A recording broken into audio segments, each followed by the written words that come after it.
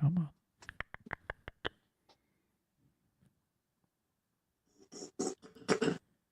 Okay, we're live on YouTube. Let's hit record. Let's hit record. Okay. 3, 2, 1. Okay, live on IG. Let's bring that over here. Last but not least.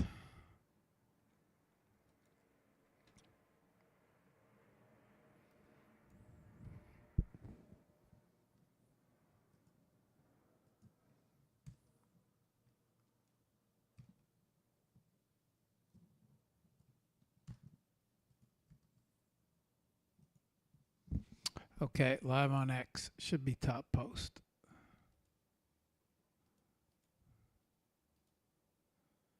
Go back. There you are. Live on X. Okay. All right, we're good to go. Live on X. Come on. There we go.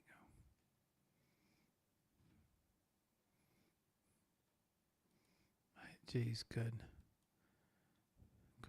All right, let's start the show.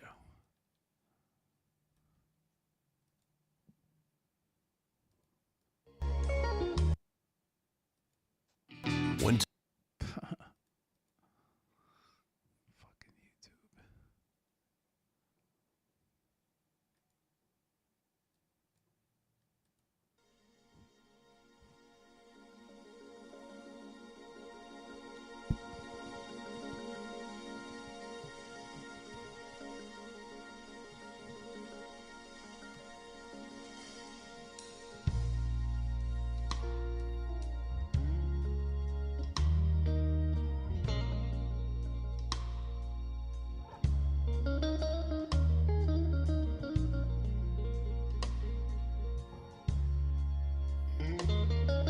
What up, Big Bunny? Yo, yo, yo. No, not yet. I'm just saying hello to everybody. Okay. Spends all her time alone. When I am perfectly willing to give her everything she needs. I don't care about her past. I don't care what she's been through. I just wanna feel one night with good love, baby. That's all I wanna do. So baby, if you got that feeling, I wanna give you that midnight healing. You know what I'm talking about, yeah.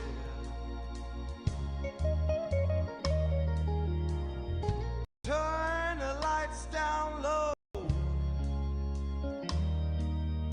Come right on over here to me. I know you don't want no commitments, baby. I just wanna set your body free. And I don't care what's going on in the night outside my door. I just wanna get your head right, baby. Give you all the love I got for sure. So baby,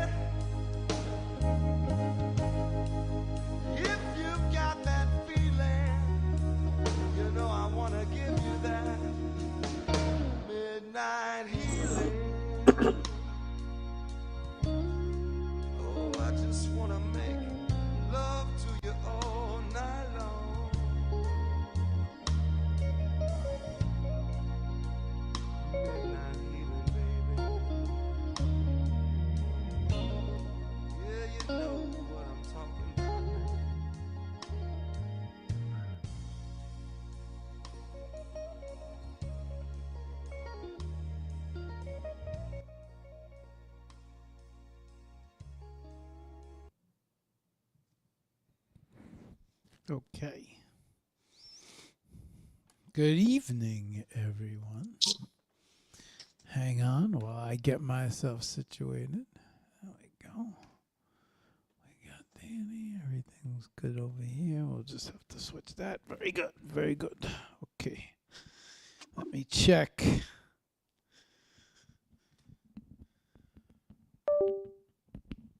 Okay. Let me make sure sit down here. Let's see. Well, good. All right. What's the good, y'all?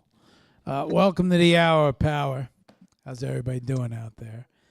Just let me check audio and video here. Okay. I think I hear everything all right. So, Facebook, you take way too long to upload. There we go. Good evening.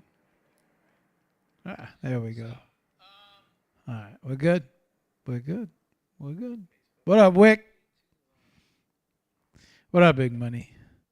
So, guys, we are closing out the FCW crew tonight. You guys had a chance to see most of these guys, if not all of them, on the FCW Freaks, Creeps, and Weirdos community show. And last but not least, one of the last guys to join us is Danny. DannyBeenGettinIt. So I don't want to waste much time. He was a pleasure to talk to on the actual community show, but now he is probably our last Freaks, Creeps, and guests. I mean, next week we will have Steve, and Steve will close us out officially, and we'll be able to talk about Steve. We'll be able to talk to Steve about NFT NYC and all the good stuff that FCW possibly has got going on. But before we do all that, before we get to all that, let's get to Danny. So let's bring him on. There he is. All right, Danny, hang on one second.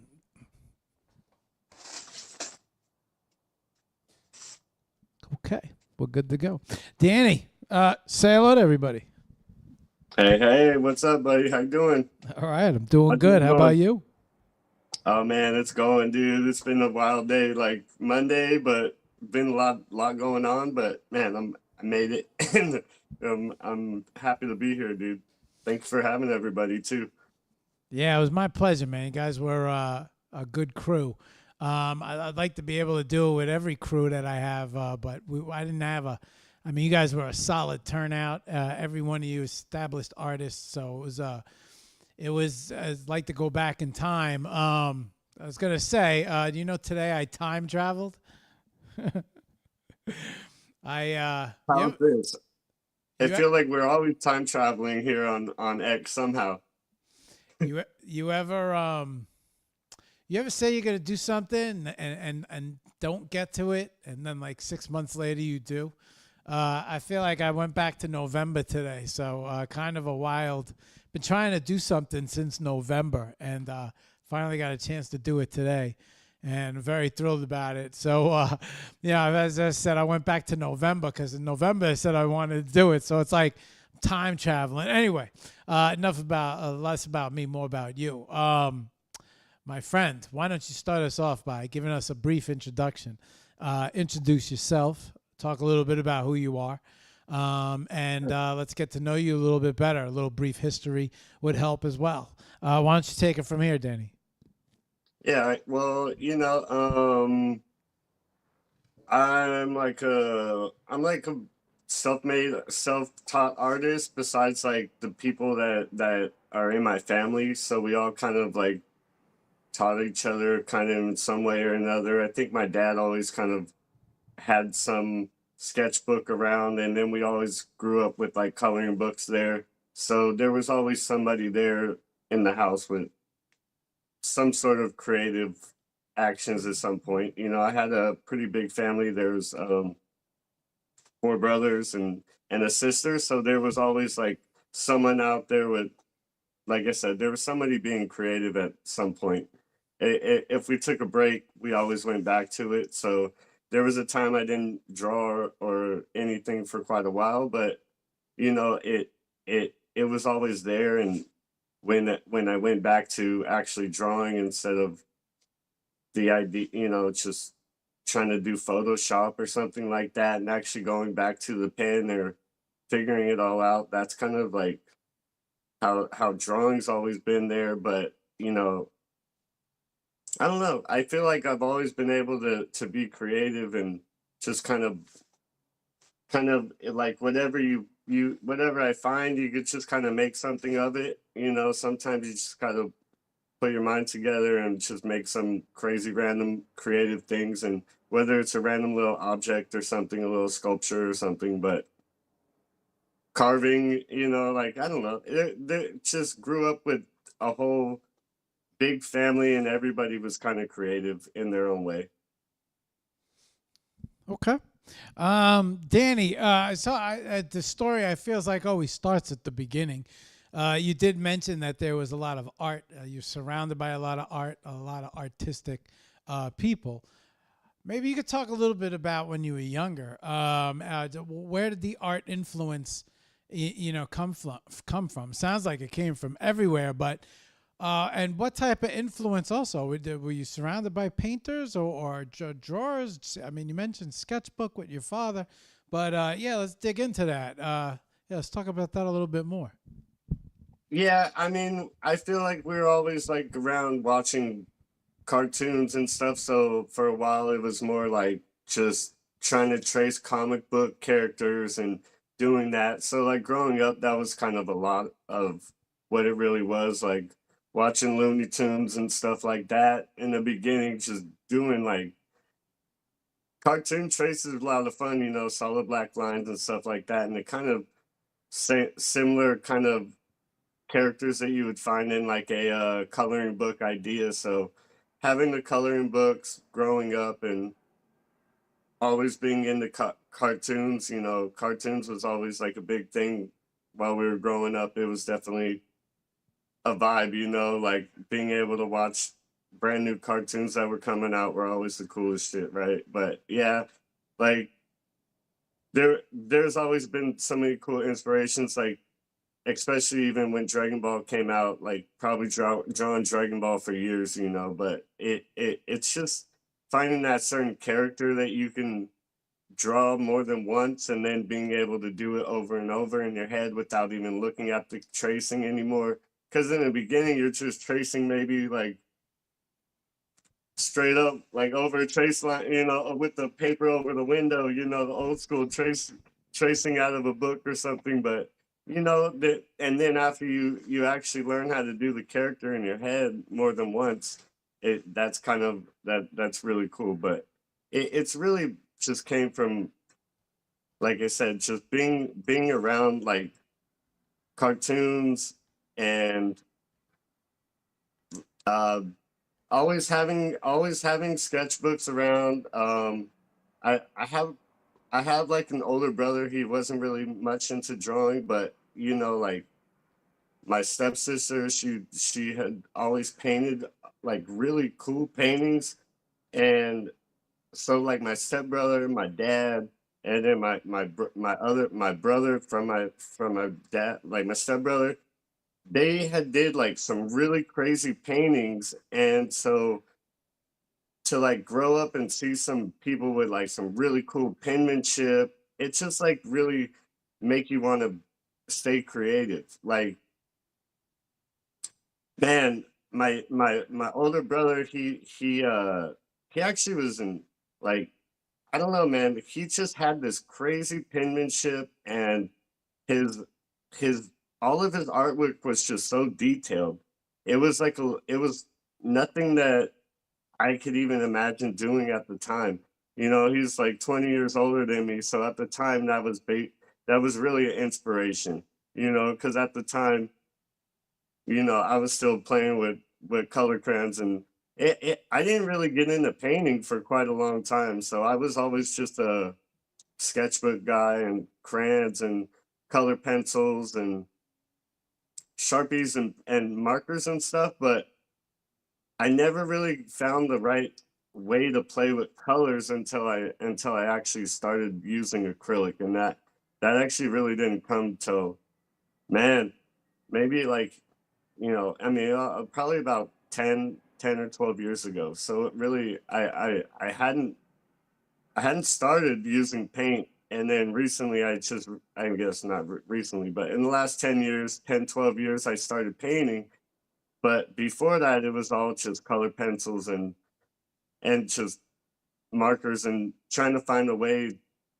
I was really grown, like really into cartoons, so finding a way to use like a black Sharpie, or like after you use your pencil and get the line where you really want, and then use your dark line.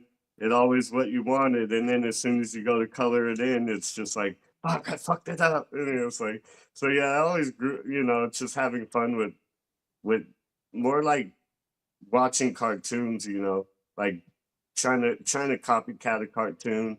Took me a long time until I actually started like going off and trying to create my own kind of character, maybe, or like doing something other than just keep drawing Dragon Ball Z forever.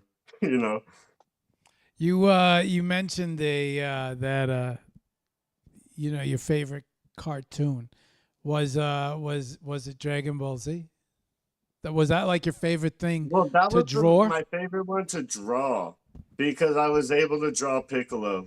And Piccolo was my favorite character, and then I was also able to draw Vegeta and Goku. Pretty simple. I mean, I with some practice, but to be able to get those characters out was really cool. Like, I mean, I love all the fucking X-Men, but they were really hard to draw. I was never like, it was hard for me to do it when I was young. I was never able to get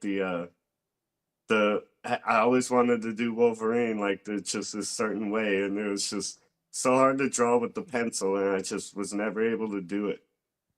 I recently did a Wolverine on a painting, but that was just after a handful of years too. So maybe I just got learned a little practice. But man, I think basic characters like drawing some Looney Tune characters are really fun because they're a little more easy.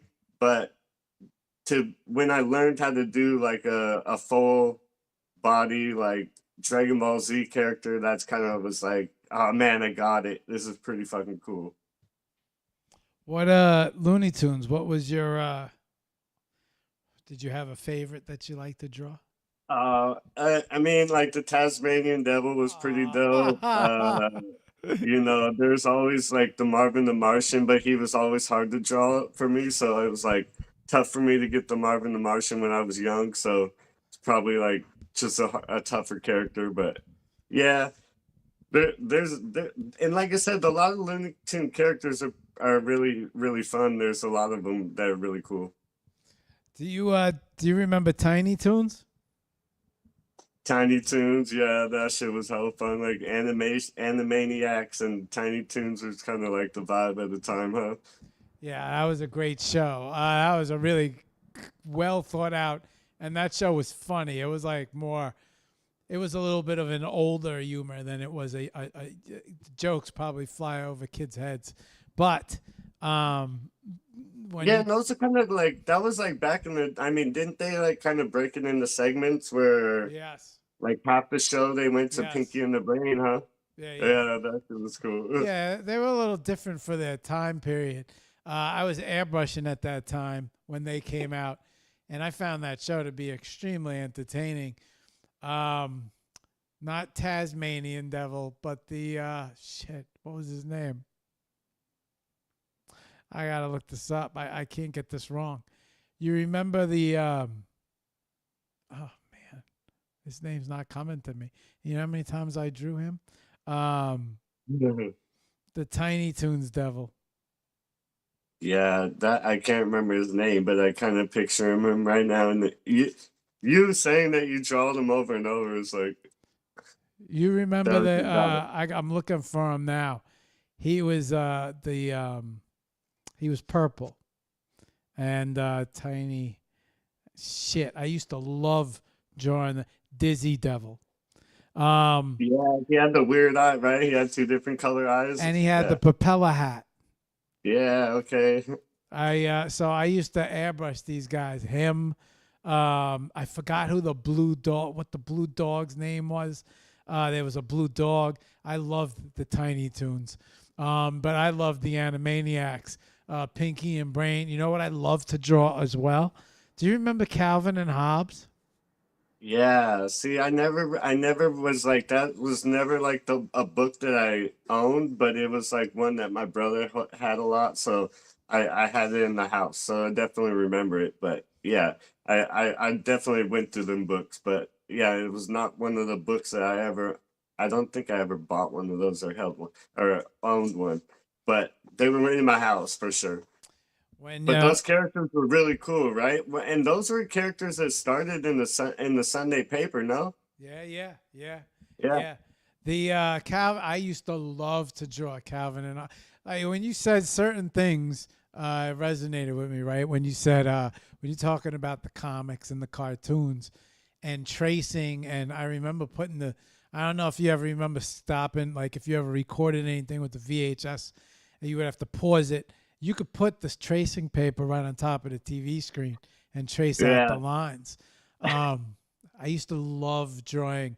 Yeah, you said it's funny because you hit it right. It's like Tiny Toons. I'm like not Tiny Toons, but I mean not Looney Tunes, but Tiny Toons. Yes. Um, okay. So yeah, I'm sorry. You just Yeah, really. so yeah, my older brother is like 6 years older than me, so there was always like someone there watching cartoons growing up, and then like my dad, this guy, he would sit there and watch more cartoons than we would. So Saturday morning cartoon, this guy's already up with his coffee, hanging out, watching that shit before we even wake up.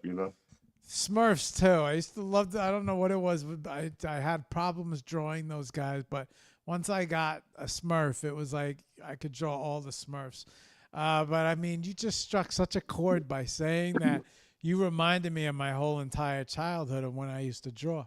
Um, You said like same thing with other thing that kind of like I kind of spaced out for a while was, man, how much the airbrush thing kind of was such an inspiration. Like when we were young, I mean, fuck, man, early elementary years, going to the fair and watching the dude do those on t-shirts, like that was like it, man. Like that was the I was vibe. Like uh, so that that's so that's so rad. It's the coolest thing ever. okay. So I was that dude, the guy Yeah, that that's so cool. the guy that And you you could just watched. like so someone could just show you a picture and you kind of get off with it, or you would just do nearly anything, huh? Okay, so it would depend. Super complicated shit, and I still have it. We would have a projector in the basement.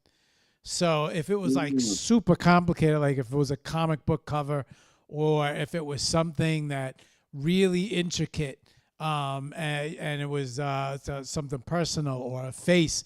A lot of times, what I would do is I would outline the face just to have the shape of the face, certain where I knew where all the tick marks were, so I knew where the nose ended, I knew where the lips were, and then I would Mhm. just outline and trace. But when it came to comic books, I would do all the black line work, just like a tattoo, the way it would transfer. You would do it in invisible purple pen. And so when you would spray, the liquid from the spray would cause the purple pen to disappear. So Oh, wow. it would just, yeah. That's And so cool. sometimes we would use a projector with an invisible pen. Other times, depends. It depends on what. If you called up a Tiny Toon, I could do that freehand because it was like graffiti to me. And once I learned, Yep. right, yeah, once I learned how to do the body and the face, and it just became something that is so any Tiny Toon you could think of, Calvin and Hobbes. I used to be able to do those guys freehand, but yeah, I loved the airbrush. But it wasn't the country fair; it was the New Jersey boardwalk for me. So Wildwood. So like that was my and then also St. Mark's Place, but I never got a chance to spray down there. I would just sit there for hours and look. It was the hottest airbrush place in the city. And you want like Bob Marley on the back of your jacket. Like these were the guys we went to, and so they were. It was just man, those airbrushes. I love those airbrushes. It was so close to I guess spray paint because that's what got me out of all the trouble was the airbrushes because it kept me from spray painting. What that time period now? It sounds like you were sketching at least or drawing, like most. But you did mention that there was a big break in art. Was that around the time that you stopped? I mean, what happened in the what? I think that the break was more like kind of just like out of high school and just like Okay. just just not really onto that anymore. It's just out goofing off, working probably all day long. And I used to work in the kitchen, so it probably was at that point where it was just like probably just working. I used to work in all the little pizza joints or like all the little kitchens. So yeah, it's just probably working, probably stuck working and trying to have fun. But then at some point, I like I don't know. I kind of had an idea with the coloring book idea like a long time ago. So we were just working with like old sketches and like running it through a Photoshop, and then my computer crashed, the internet crashed, everything crashed at the house, or maybe we didn't pay the bills. I don't fucking remember, but we just didn't have no internet, but my computer did crash. I remember that.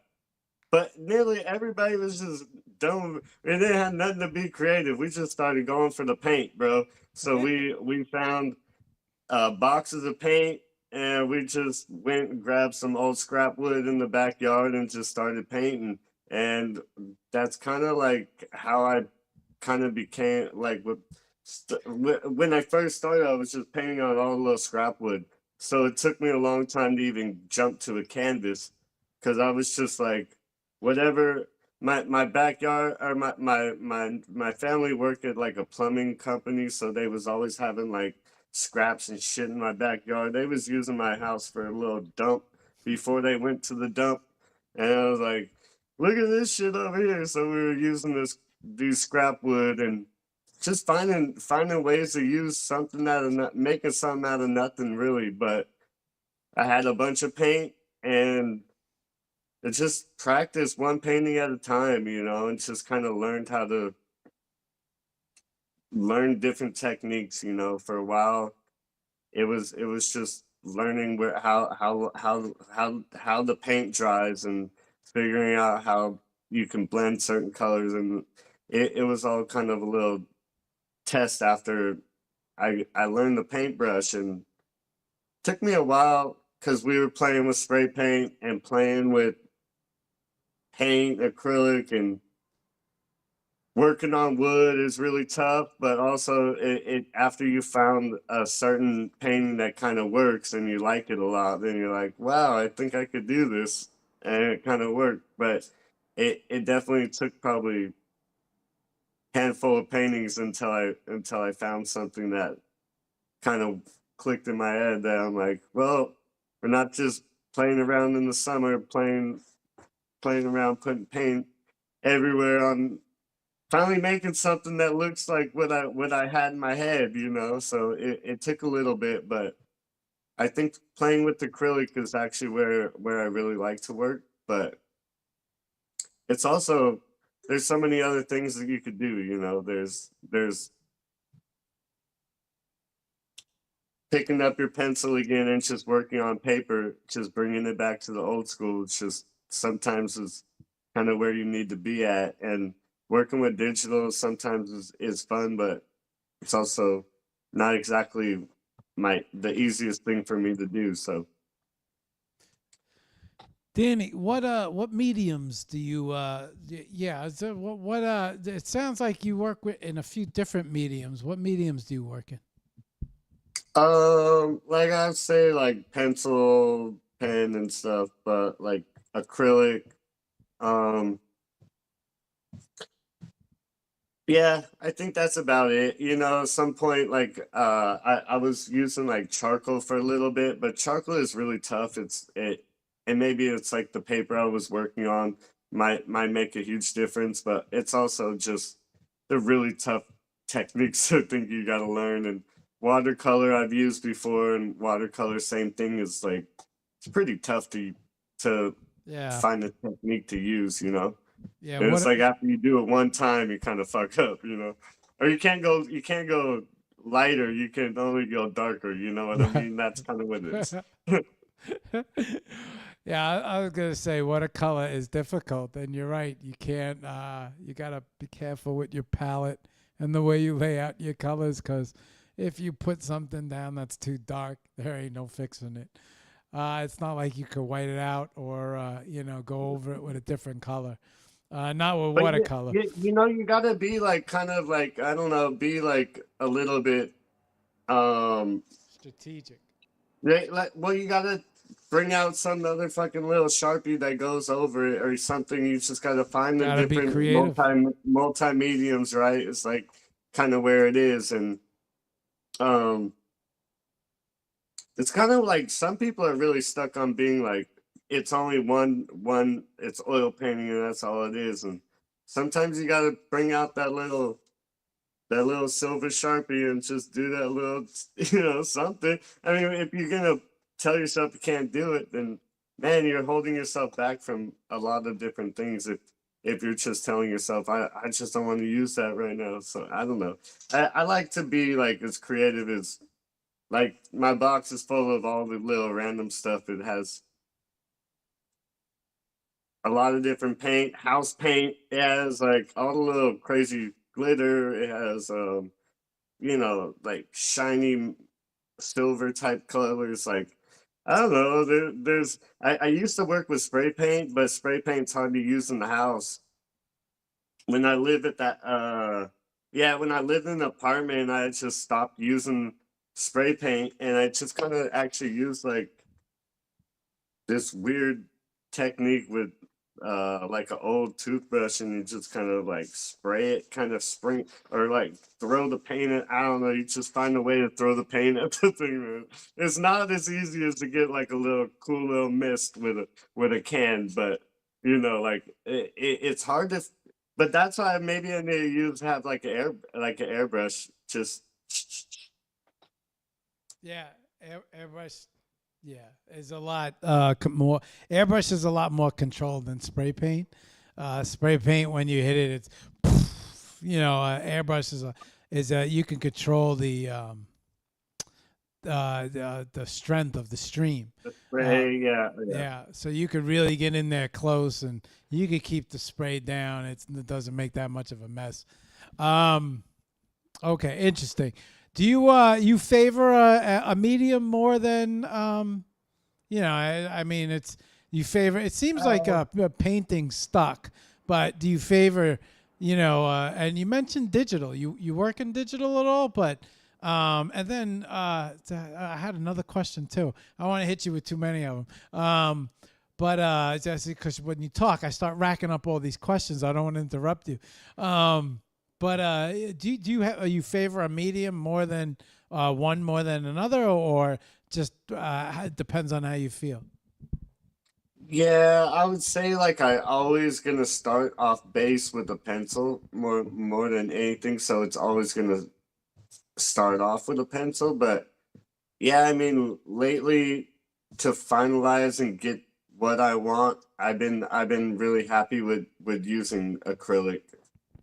I think acrylic's just been like kind of been able to get out with everything out with what I want. Before it's really hard to explain it, but like it's just the colors, just being able to play with the colors, just been able to work out. It's something different. I really like acrylic. It's like really when you get to zoning out on a painting, you kind of really do get lost on that, and it's really just maybe the brush stroke, but it's probably just paint, man. I think it's the acrylic is my favorite. Took me a long time to find acrylic, man, but I really like acrylic. I use acrylics with airbrush as well. You thin them out, and that's how you feed them through It's a so interesting thing that you said. I liked it. I don't know if other people did. You said people got to let go of the mixed medium, and just let it fly. I feel like your works anything can happen, right? I feel like as you're creating something, God knows, anything can happen. And I don't know if you remember this, but on the 15-minute show, on the community show, I spoke briefly about this. I said your artwork reminded me of, I don't know if you ever saw that artist that brought it outside of the frame all the time. He does little TikToks where, let's see, Star Wars, the thing shoots the frame, and he physically destroys the frame where the shot is, and he'll hit it with a fire, and he'll make it. He did another one where I think he drew a kid swinging a bat, and where the bat kind of hit the glass of the frame, the glass was chipped in the frame, broken. It was where the bat was hitting, and he took it. He took his artwork outside of the realm of within the frame, which is what I feel you do. There's another guy too, which you might have seen. He goes to flea markets and buys people's old paintings that they have at flea markets, and then he alters them and changes them in all sorts of fascinating ways. And I feel like you fall right in this category. You and your art fall right in this category with these two types of artists because of the fact that you say people got to let go of the mixed medium, meaning that if it's watercolor, it's just, you never know what could happen to the painting. And it comes out of the realm of normal. Like that guy, he brings the actual painting to life where, it's something going on outside of the frame. And I've always found that very unique. When you, I think that some go ahead, people go ahead. maybe just maybe gotta maybe I don't know, I just maybe they gotta be lighten up and be it's a mixed media painting. It wasn't just acrylic. Sometimes you gotta pick up. I mean, it was nearly all mixed media, dude. In your head, you picked up a pencil, you did all this. It's not just acrylic.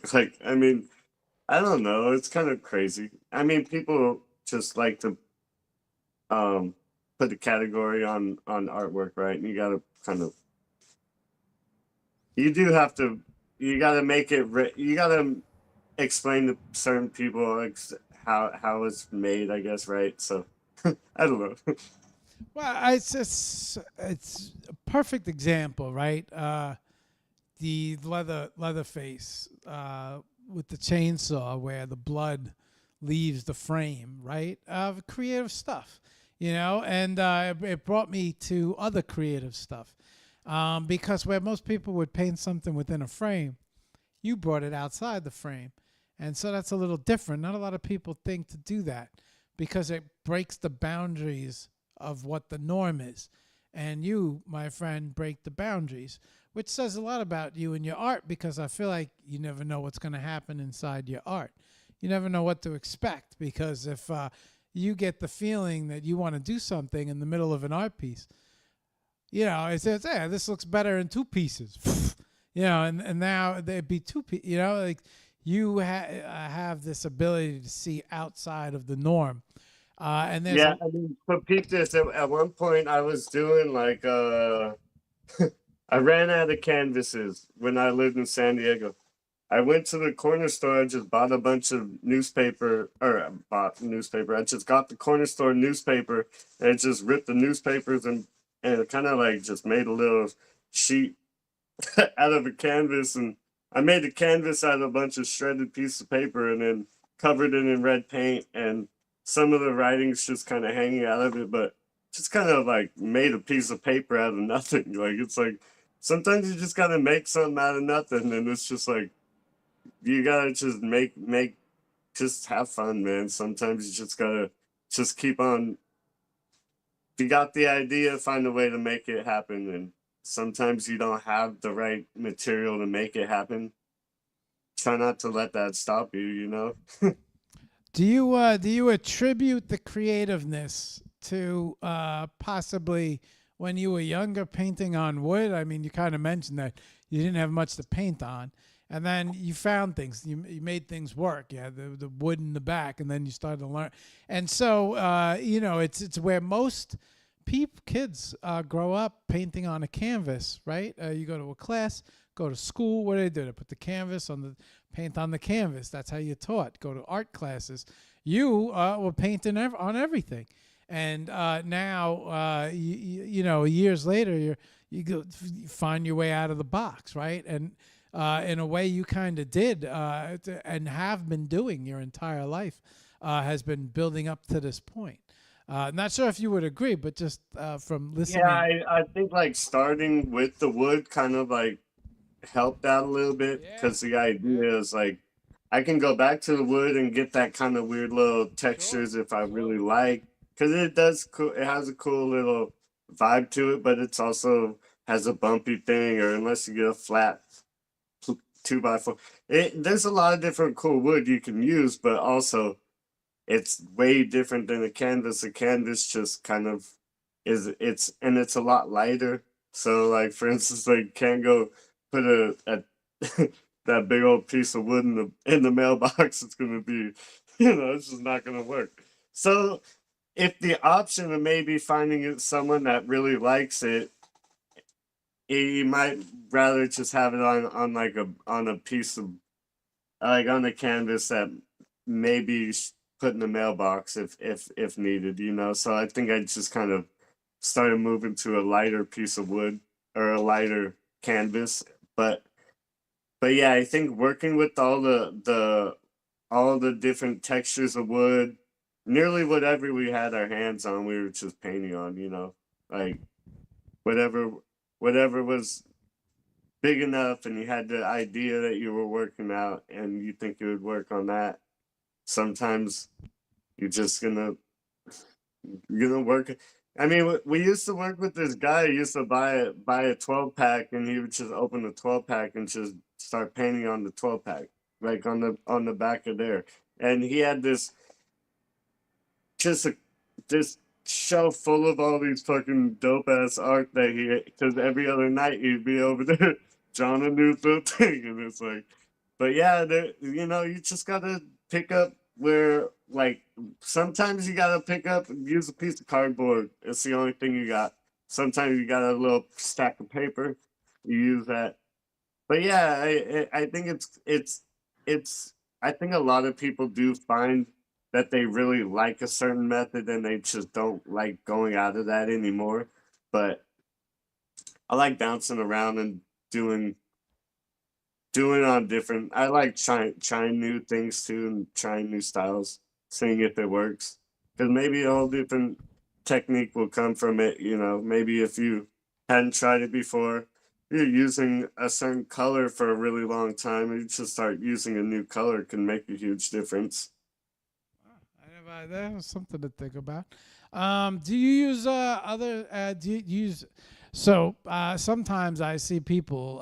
They might include beads or maybe jewels. Do you ever include anything other than paint in your works of art?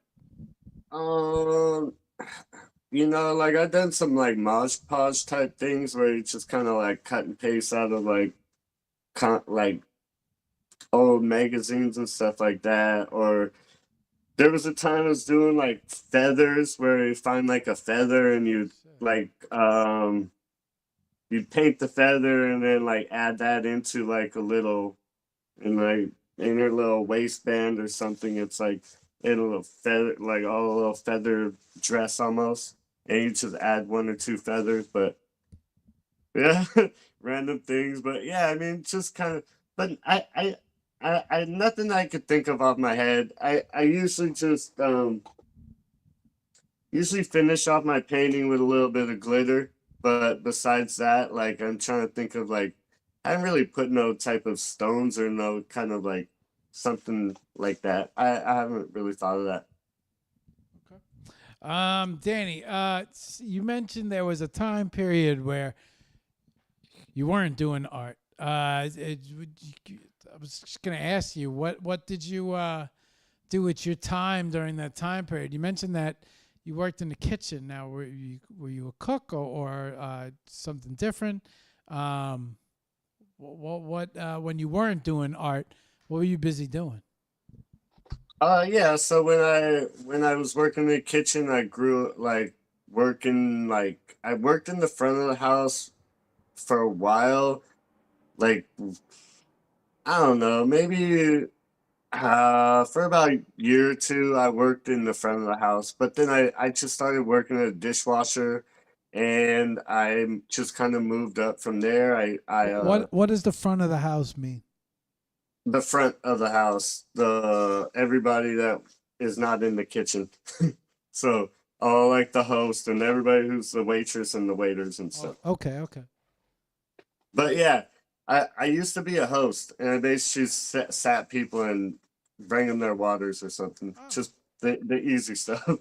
But then I started working in the kitchen, and I started being a dishwasher. And one day they needed like a line cook, and I decided to help them work. I'm like, man, I don't really know how to do this shit, man. I've never been in a cook before, but y'all want to give me a break, I'll do it. So I just stepped up one day, just worked a double, just took on the job to work on the as a pastry chef, and it's actually a pretty busy kitchen at the time. And it was pretty everybody was pretty happy with how I made it through the night, and they just kind of kept gave me the job. And from there it just kind of like stuck around working in the kitchen until like right before COVID. So yeah, I was working in the kitchen for quite a while. But yeah, I worked at that kitchen. I also worked downtown at another kitchen.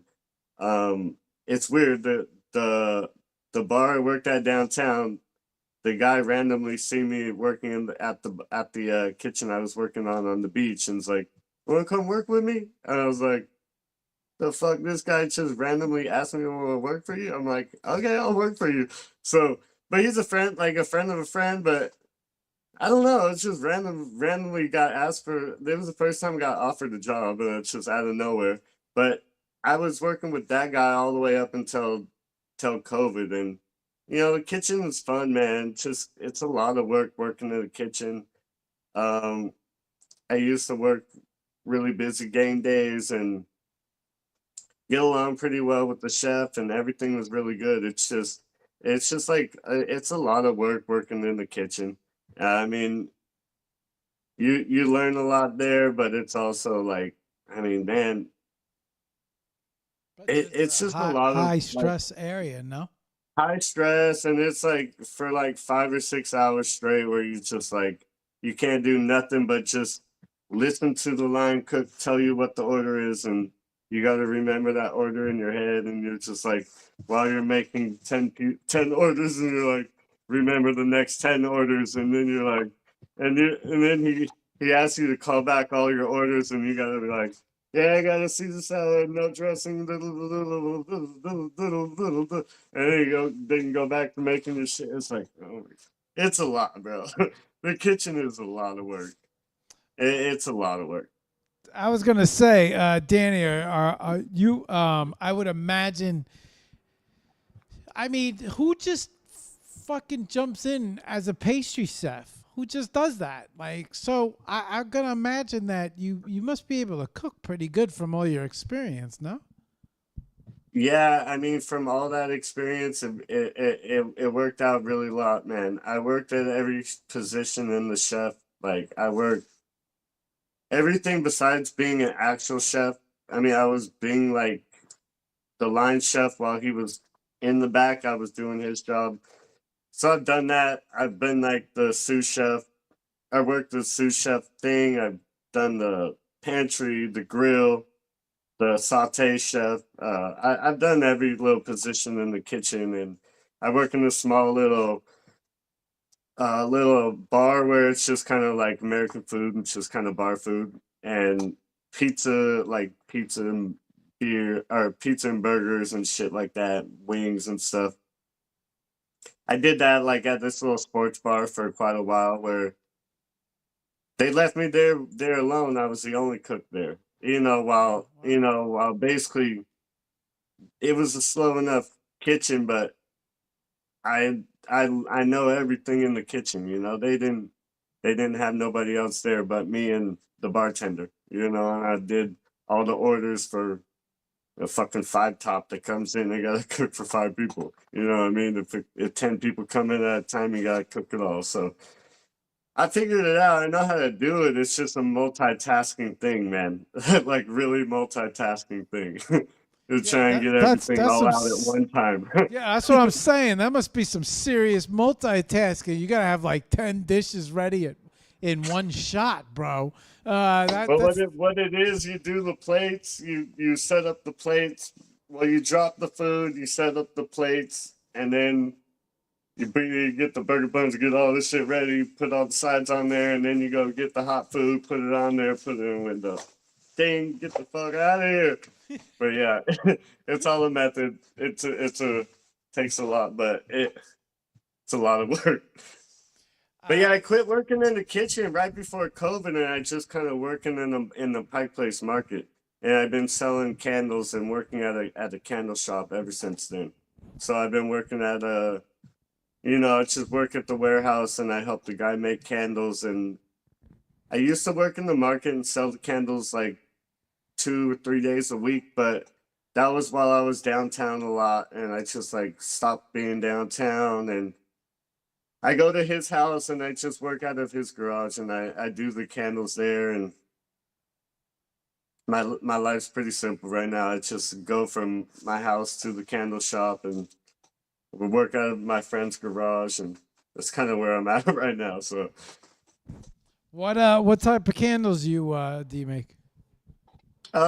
make like a soy based candle. He has like 12 different scents. There's actually like 10 different scents and then there's one or two seasonal ones. So but yeah, he does pretty good. He keeps me busy. They got they always and then again same thing. I'm the only employee there, so I stay pretty busy.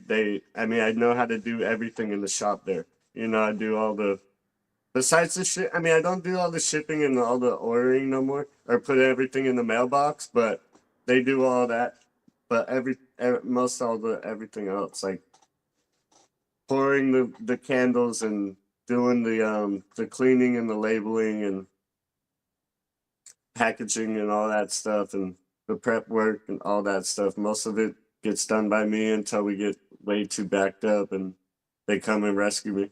Come and give me a little hand. But most of the time it's just working it. But you know, it really was cool because it gave me the opportunity to learn like how to do everything and gave me the chance to kind of learn all the steps and tell myself that I could do it myself and was able to open my own business too. So, so got my own candle company that I opened, you know, and I know how to do everything because I work there, so it's pretty cool.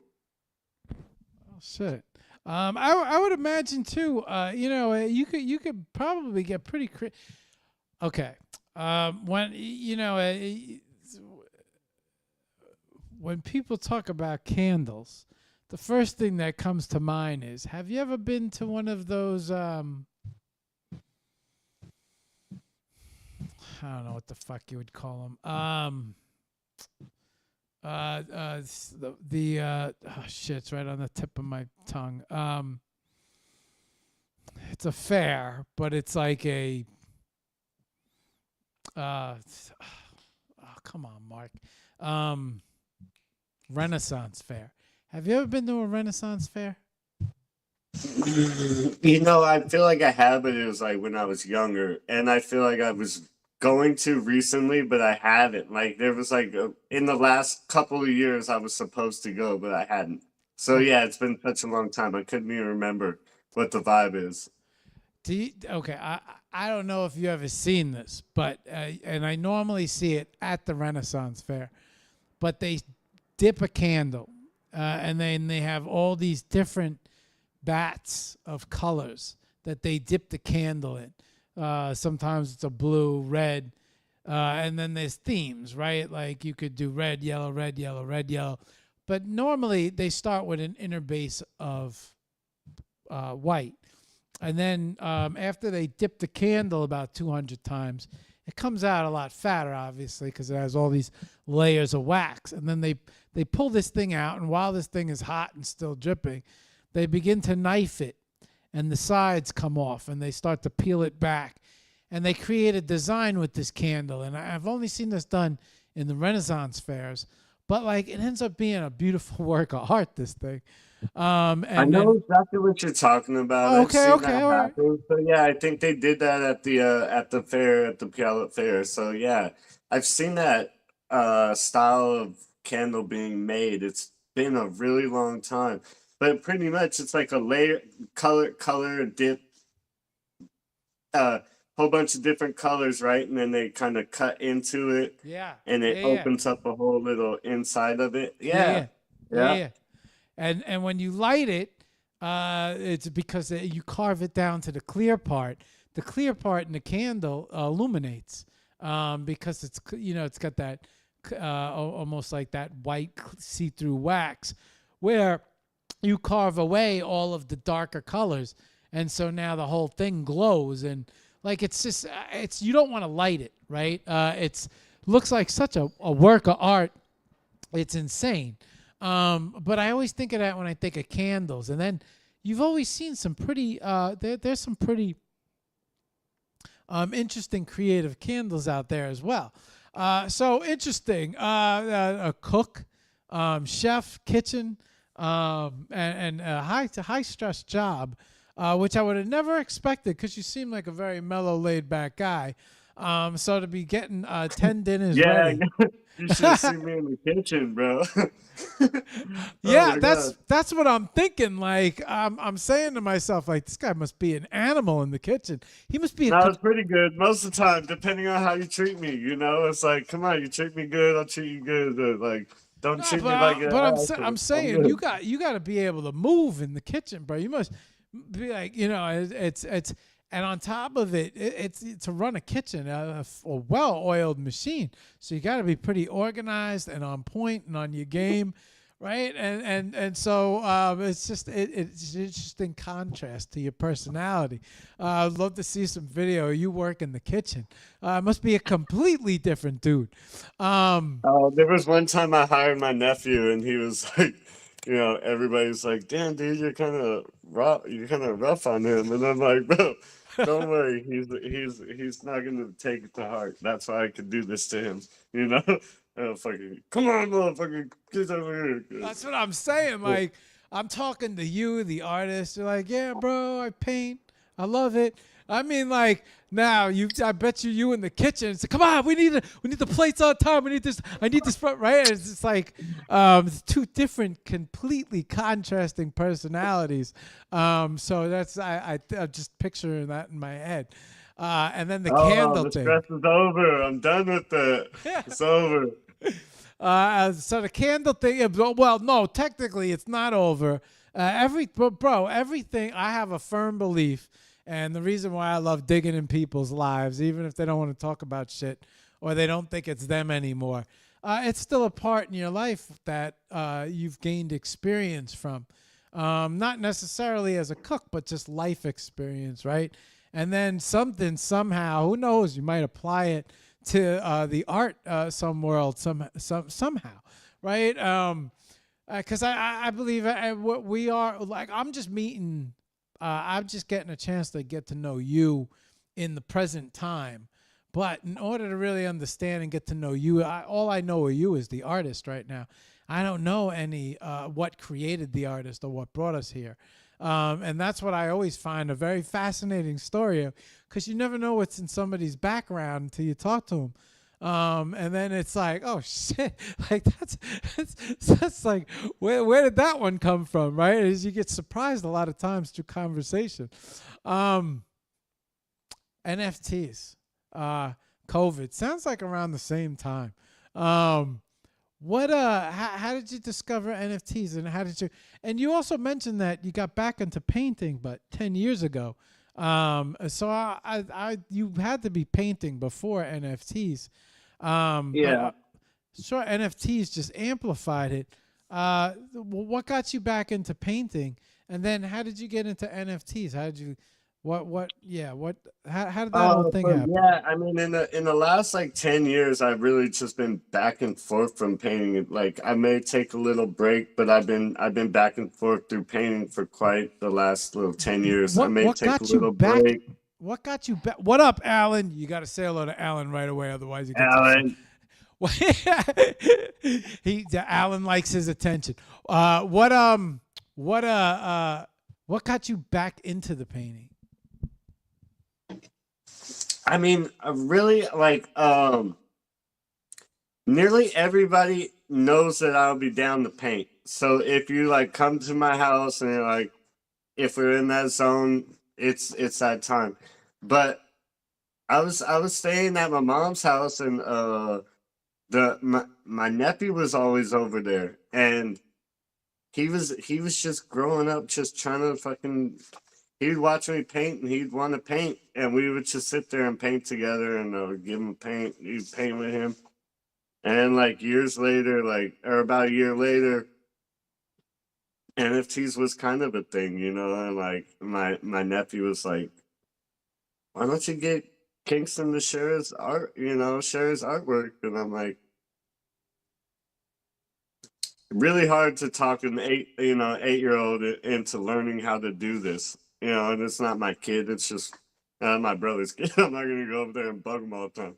But it sparked that I could do it. And I'm like, well, fuck, I think I could do it. And I was already just like kind of getting in the crypt, like I was in the just beginning into getting into stocks and bonds and crypto and stuff. So I was like, I guess I could figure out how to do it myself and figure out how to actually mint something. So it was a little learning process, but yeah, it definitely was during COVID though. Like everybody was. I was done working in the kitchen. I was just working in the candles, and I was just actually a friend of mine that I was working with. She was working at the candle shop, and she showed me the crypto stuff, and then from there I just kind of stuck around, and I jumped into doing the uh, NBA Top Shot.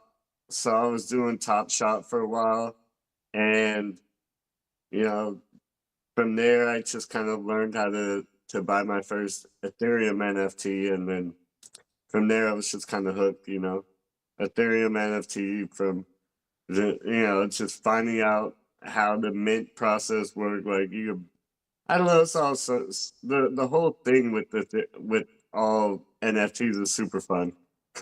I'm having I mean, really, it's a blast, man. There's a lot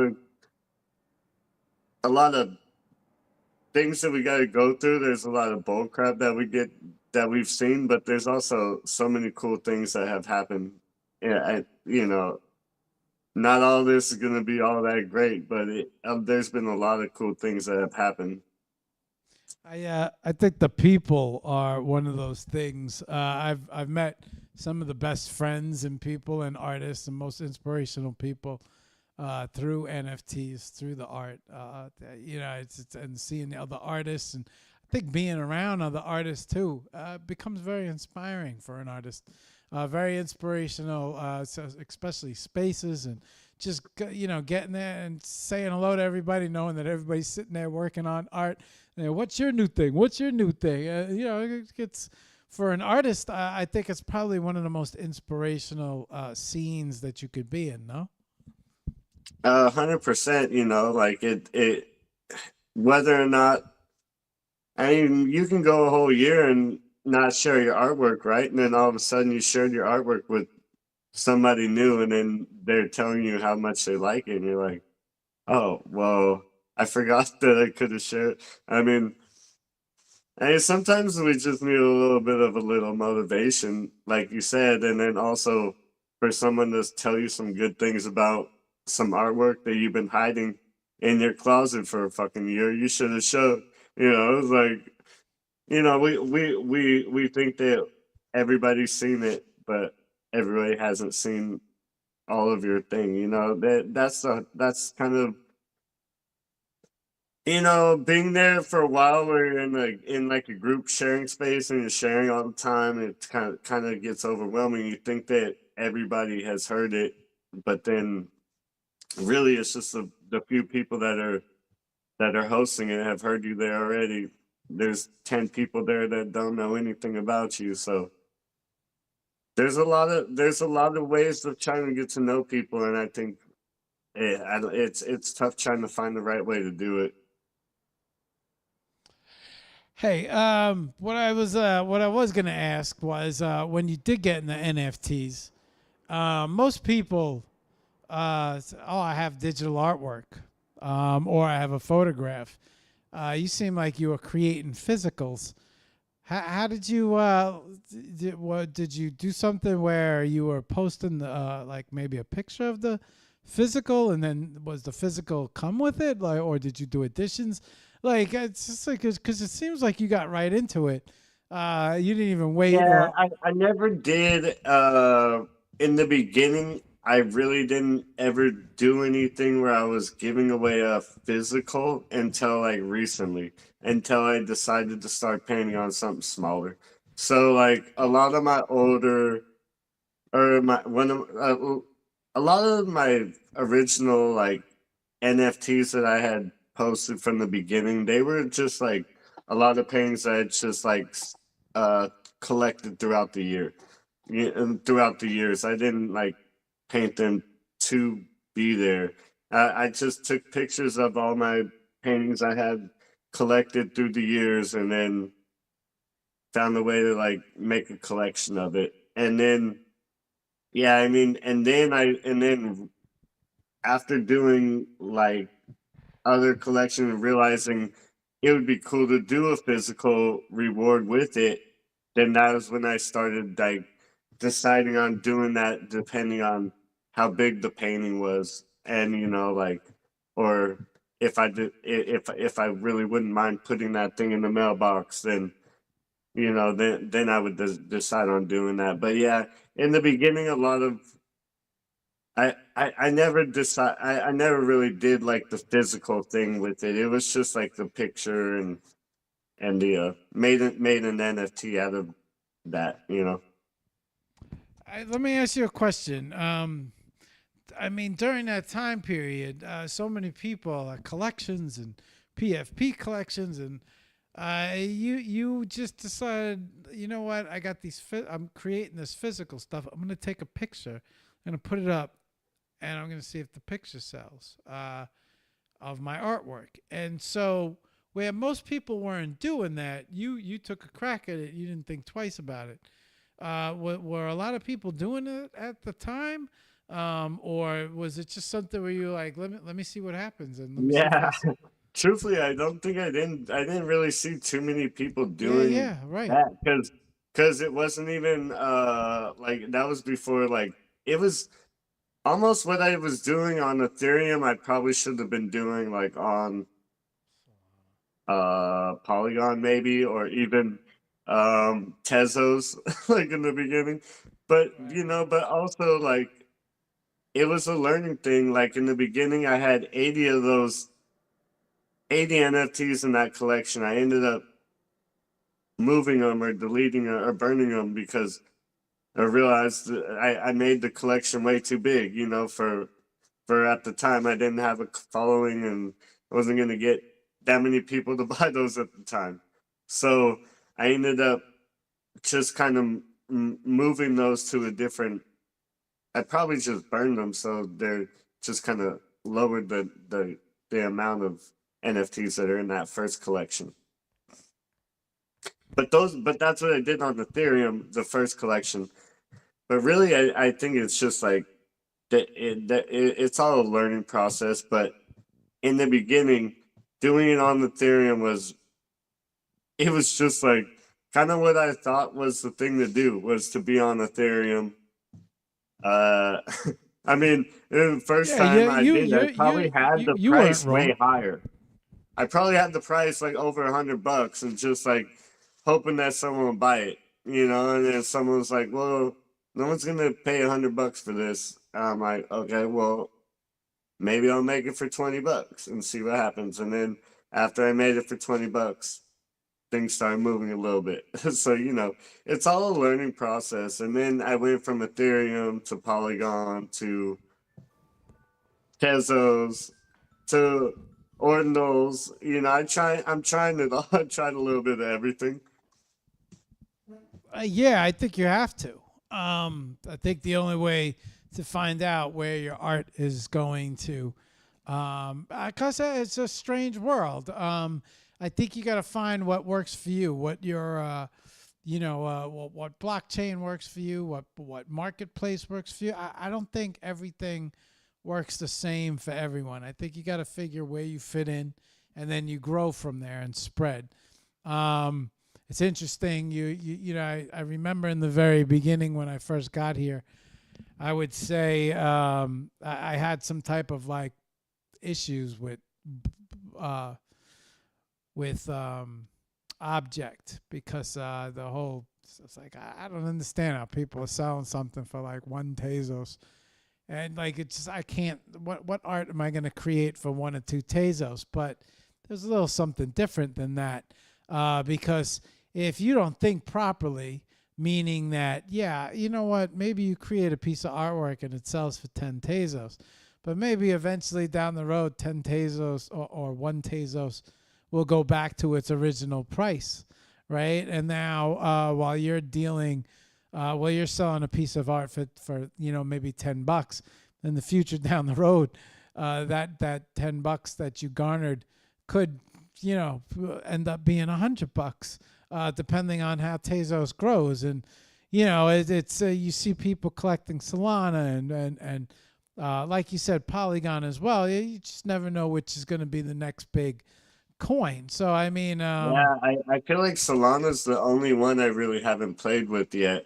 Besides, and I don't really feel like a need to yet. So yeah, I'm gonna stick to the one. I think I'm gonna just stick to where I'm at right now. I'm not in a hurry to do anything. Like, I think I might do something on ordinals again in some time in the future, but I'm not in a hurry for that. I think you have a very good understanding about how this market works.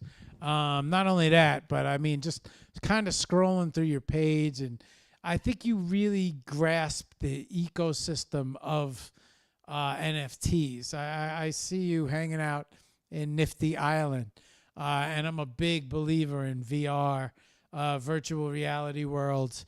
Especially, I I was love gonna the ask you what game do you play? I seen you. Don't you have a virtual land? yeah, but it's not a game. It's we have a gallery, and Oh, okay, yeah, yeah. yeah. So what? Right? You guys weren't a part of the gallery show, but it's a gallery, and it's called the Super Community Gallery, hosted by Link by Art with Sketch that you met and Shira, and so they have all these communities. Which take the outside of the gallery, and then the inside is the featured artist and the featured community. And then the communities on the outside get to submit 6 artworks, 6 artists. And then as you walk around the gallery on the outside, you get to see all these artworks. And then you go on the inside, you get to see the featured artist. And they really create. And then, of course, the rooftop has art contests. So it's like this little VR hub of art, just different exhibitions, different communities, different featured artists. It's got a lot of art going on inside this gallery, but not a game. It'd be cool if somehow they figured out how to gamify it a little bit. But I did notice that you spent some time on Nifty Island. I said, this guy's got a really good grasp of the feel. Like of the genuine of everyone who's building and everybody who's putting the games together and the art together. Like, I feel like you have a really good feel of the ecosystem. Like, you understand it. When you look at, people look at it and it just don't make no sense to me. But just judging from what I watch, you post and things of that nature, I feel like you truly encapsulate the feeling of the ecosystem in a way. It'd be, I think it'd be a lot cooler if the investors the collectors and investors ramped up so that the artists saw more flow. I think that would be cool, but it takes time, I guess, to for this whole thing to grow and come full circle because it's so new and unique. But you could tell when you're skimming through someone's timeline if they really if they really have a good feeling, understanding. I see you in Nifty Island a lot, and I'm like, this guy gets it. As he's hanging out, like he gets, because I believe the 3D gallery is such a asset when it brings so many different people from around the world together. In normal circumstances where you could, maybe people couldn't make it to a gallery show. Now you have the ability to be making all these friends within this gallery show where you kind of share the same with Nifty Island and all of these PFP projects and things of that nature. I can't believe it. We're here 10:20 already. So we're an hour and 10 minutes already into the show. I was thinking you want to move over to the computer and maybe show them some of the stuff you created, the collection. Yeah, let's show. Bring up one of those profile where. I think it's a good time to introduce that. Show that camera. Computer.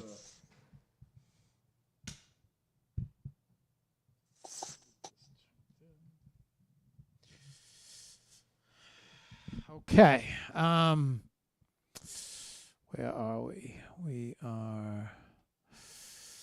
Let me get myself situated here. Let me do some switching around the screens. I'm going to bring up this screen and that screen. And then I got to say, man, I am dying to get to this collection of art that is sitting behind you.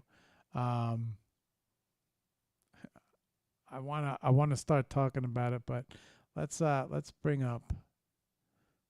Hang on, let me get everything situated. You want me to start with that link, Danny? Yeah, you could go there.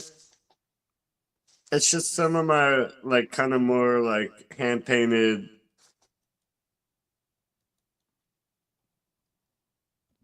Okay. Everything else is, I don't know. I think it's a nice collection to start with. How I gotta say, it's got to be difficult to a hand painted collection. That's got to take some time, no? Yeah, I mean, at the time, this is just like a stack of paintings that basically I had kind of been working on throughout the years. So it probably took 10 years to make that collection. Yeah, true. Okay. I have, let's see, I have your, why don't I have your gram? I should have your Instagram up here as well.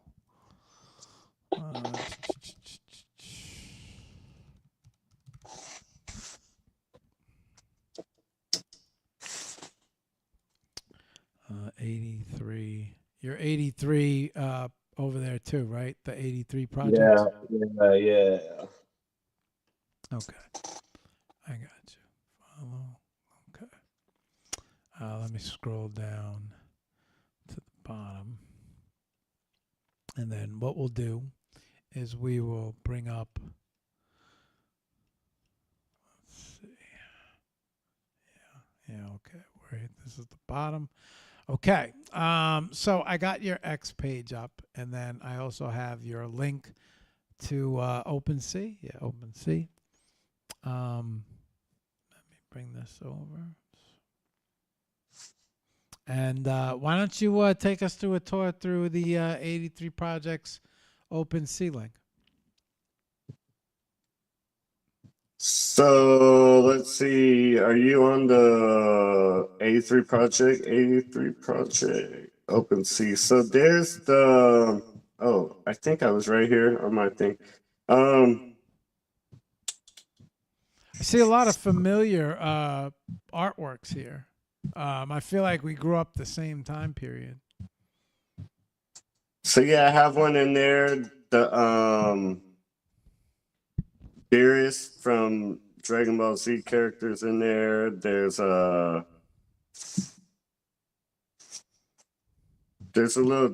tiger in there that was really cool that I did. Purple, pink type of tiger. See where I'm trying to see if I'm where's it at? Oh, right here.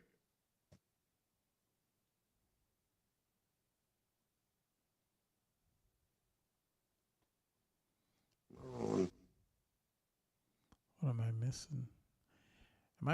Is there more and I'm missing it? I don't see the tiger.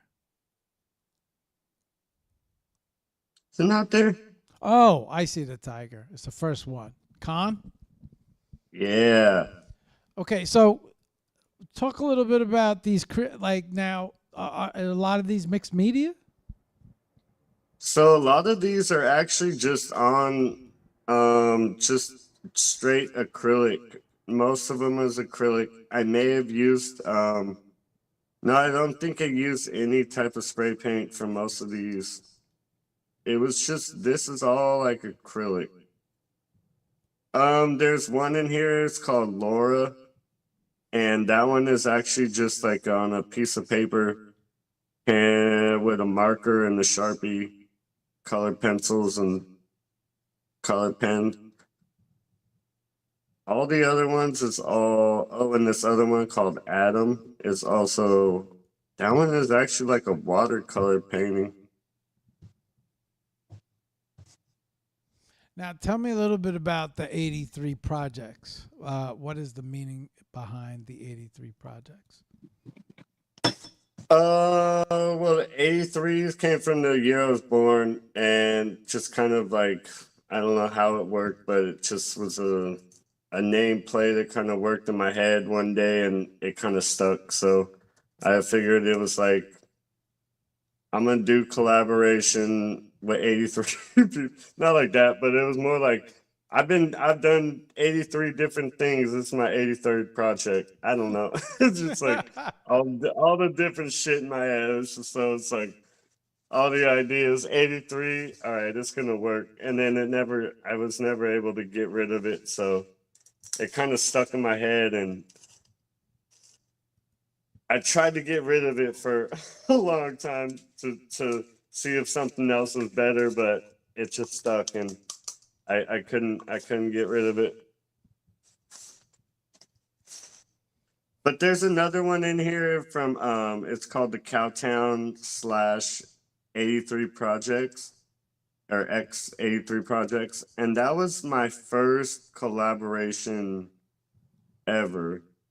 And basically from there, I just kind of worked on trying to do like reaching out to certain people and try to do collaborations with with anybody really that I connected with. So basically, Rudy was really cool. She was I started collecting from her artwork, and I liked the little cow that she had, and I just wanted to do my own version of it.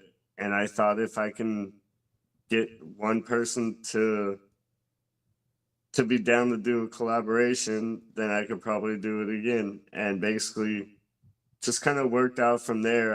I did that collaboration, and then I did this next one with Jelly Sleep, and that one is the King Samuel Coyote. And I think there was another collaboration in this one, but I might have been wrong. Now, these are physicals. So how does a collaboration work when it comes to physicals? The same thing. I just kind of like did the artwork, and then it was really kind of up to the artist. So basically, I would ask them like, how would you like to do a collaboration?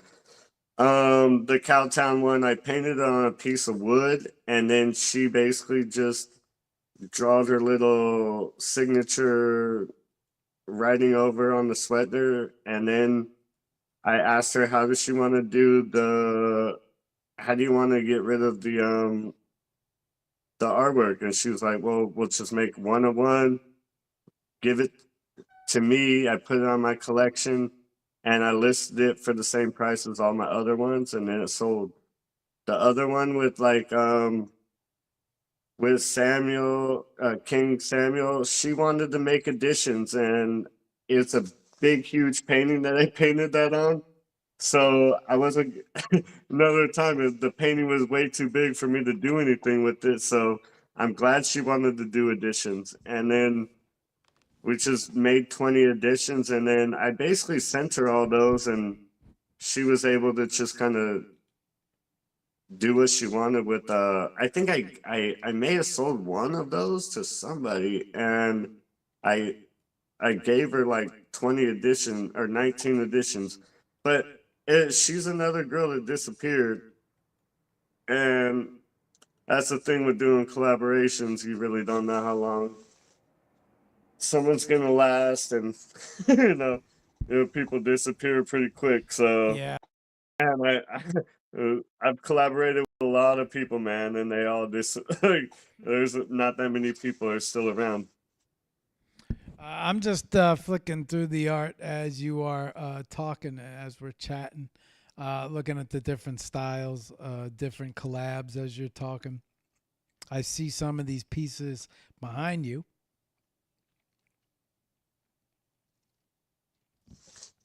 I think. Yeah. Do you want to take a crack at what one of my favorite pieces is? Which one are you thinking? Are you probably thinking? I don't know. I have it up right now. I don't know where you posted it. He used to be. This used to be one of my favorite characters of all time. You know that? Wolverine. Cookie Monster. The Cookie Monster. Do you know that on the Hour of Power, the very first year of the Hour of Power, on the Halloween show, I rented a Cookie Monster outfit, and I did the Halloween show of the Hour of Power as Cookie Man. And somebody Oh my god! I thought you said you were gonna rock that you rocked it for a whole year. Like, I thought you said you wore it for the whole year during the whole show. That would have been too good. And somebody came by during the Halloween show. They brought me a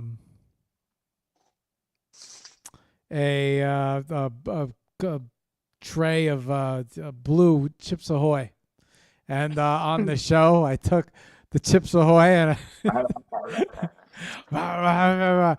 and my friend that's no longer with us, I remember him just typing, "This is the greatest thing I've ever watched." But yeah, I love the Cookie Man piece. I love the Cookie Monster piece. I'm sitting here flicking through this whole collection, and then also your Instagram as well. But I would love for you to maybe talk about some of the pieces on the wall, and maybe you could start with the piece that just got accepted, the NFT NYC. Yeah, so this is one probably painted about 5 years ago. I was kind of just, I don't know. I think I was painting a different one at the same time. I was just really into the pink vibe for a while. It's always like been a really cool highlighter color for me. But that face just came out really, really cool. At the time, I was just like, wow, I really liked how it came out. Some paintings just come out so easily, where there wasn't no troubles.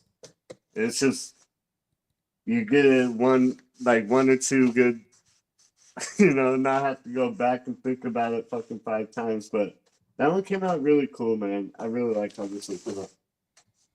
Yeah, man. I'll show everybody. I think this is an awesome piece.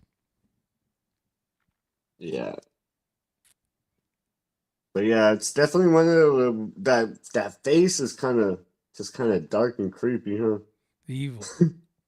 Yeah, but it's same thing. It has all of this crazy glitter all over it. I wish I could have a different way to like show the glitter because it's hella hard to get that effect in a picture. It's like the hardest part getting a really nice picture. Hey, Danny, how long does it take you to create a work of art? Does is there a time scale? I mean, do you put time on it, or do you just however long it takes it takes? What's one of the longest pieces you've ever? Well, I would say it usually takes at least like 2 or 3 sessions. So whether or not you can get the background or like if you can really get down the whole idea, you may be able to get a lot of it all done the very first day. Then the first setting, then the next, because you got to let everything dry, fully dry, and then you go do all these little details, and then that would be your second set, and then after that, you'd be pretty close. Sometimes, depending on the painting. It really depends if you don't have an idea of what you want. That's the hardest part. Sometimes you just go in and you're just having fun. Just just painting, and you have no idea what you're even gonna get. So you're just painting for 2 or 3 days until you get an idea, and then you're like, oh, well, this is gonna work like this. So You know, you said something interesting. I've been meaning to come back to it for a while now. You said I paint. I was. You said it a couple times actually during the show.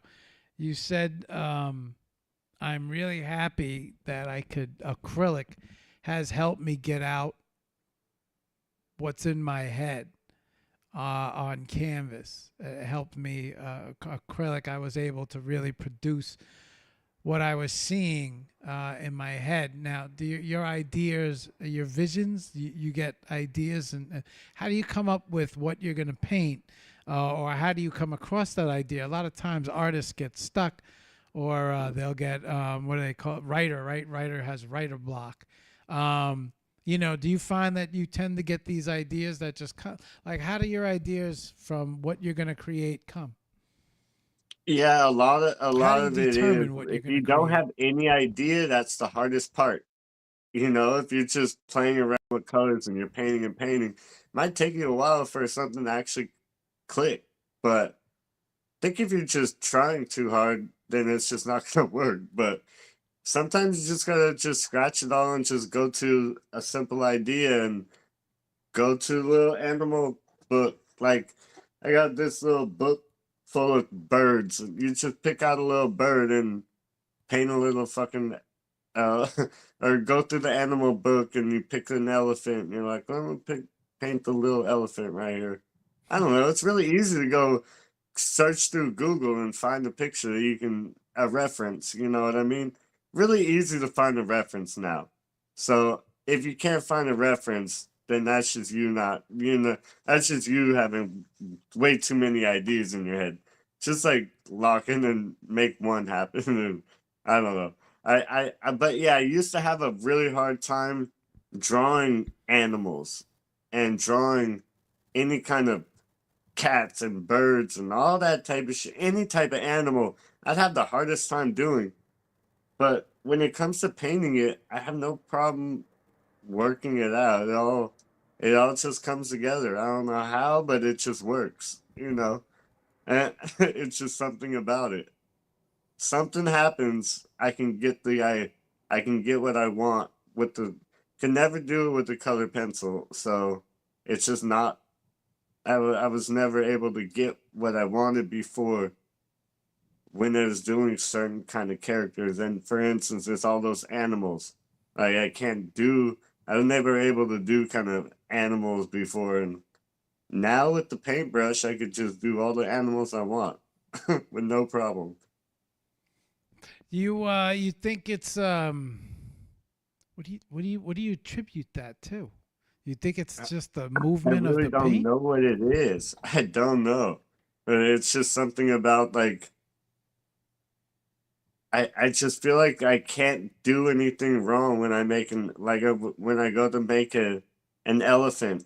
It's like you just get those certain silhouette, those certain lines in there, and then all the other shit just comes together.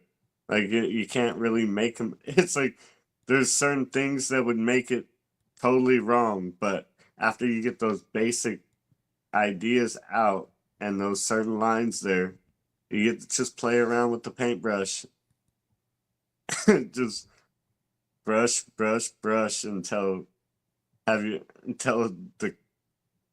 till it just looks right. You know what I mean? Okay. I like doing elephants because the elephants are really fun. They're pretty simple. You have big little goofy eyes, and then the little big ears, and it's really hard to make a mistake on an elephant. You do a little bird or something, kind of cool. Do an owl. They're fun, and they're kind of hard to mess up. So I don't know. It's just something weird, and that kind of idea, it just wouldn't look the same with the just the outlines with the pencil. I just couldn't do it with a pencil. So with a little bit of colors and all those shadings, with all the bright colors or something, it works. Something about it. Okay, I have a couple questions. Your Instagram. I'm flicking through it as I'm talking to you, and we're sitting here bullshitting. So I have questions. Your gram, the candles. Those are the candles that you create and sell. Yeah.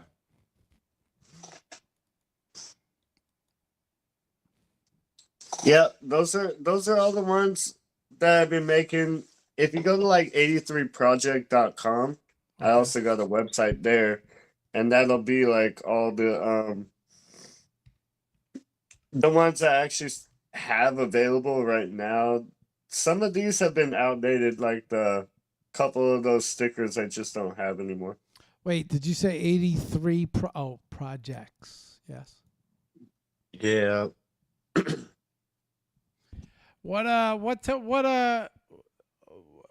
Oh, I got him. I got him up here.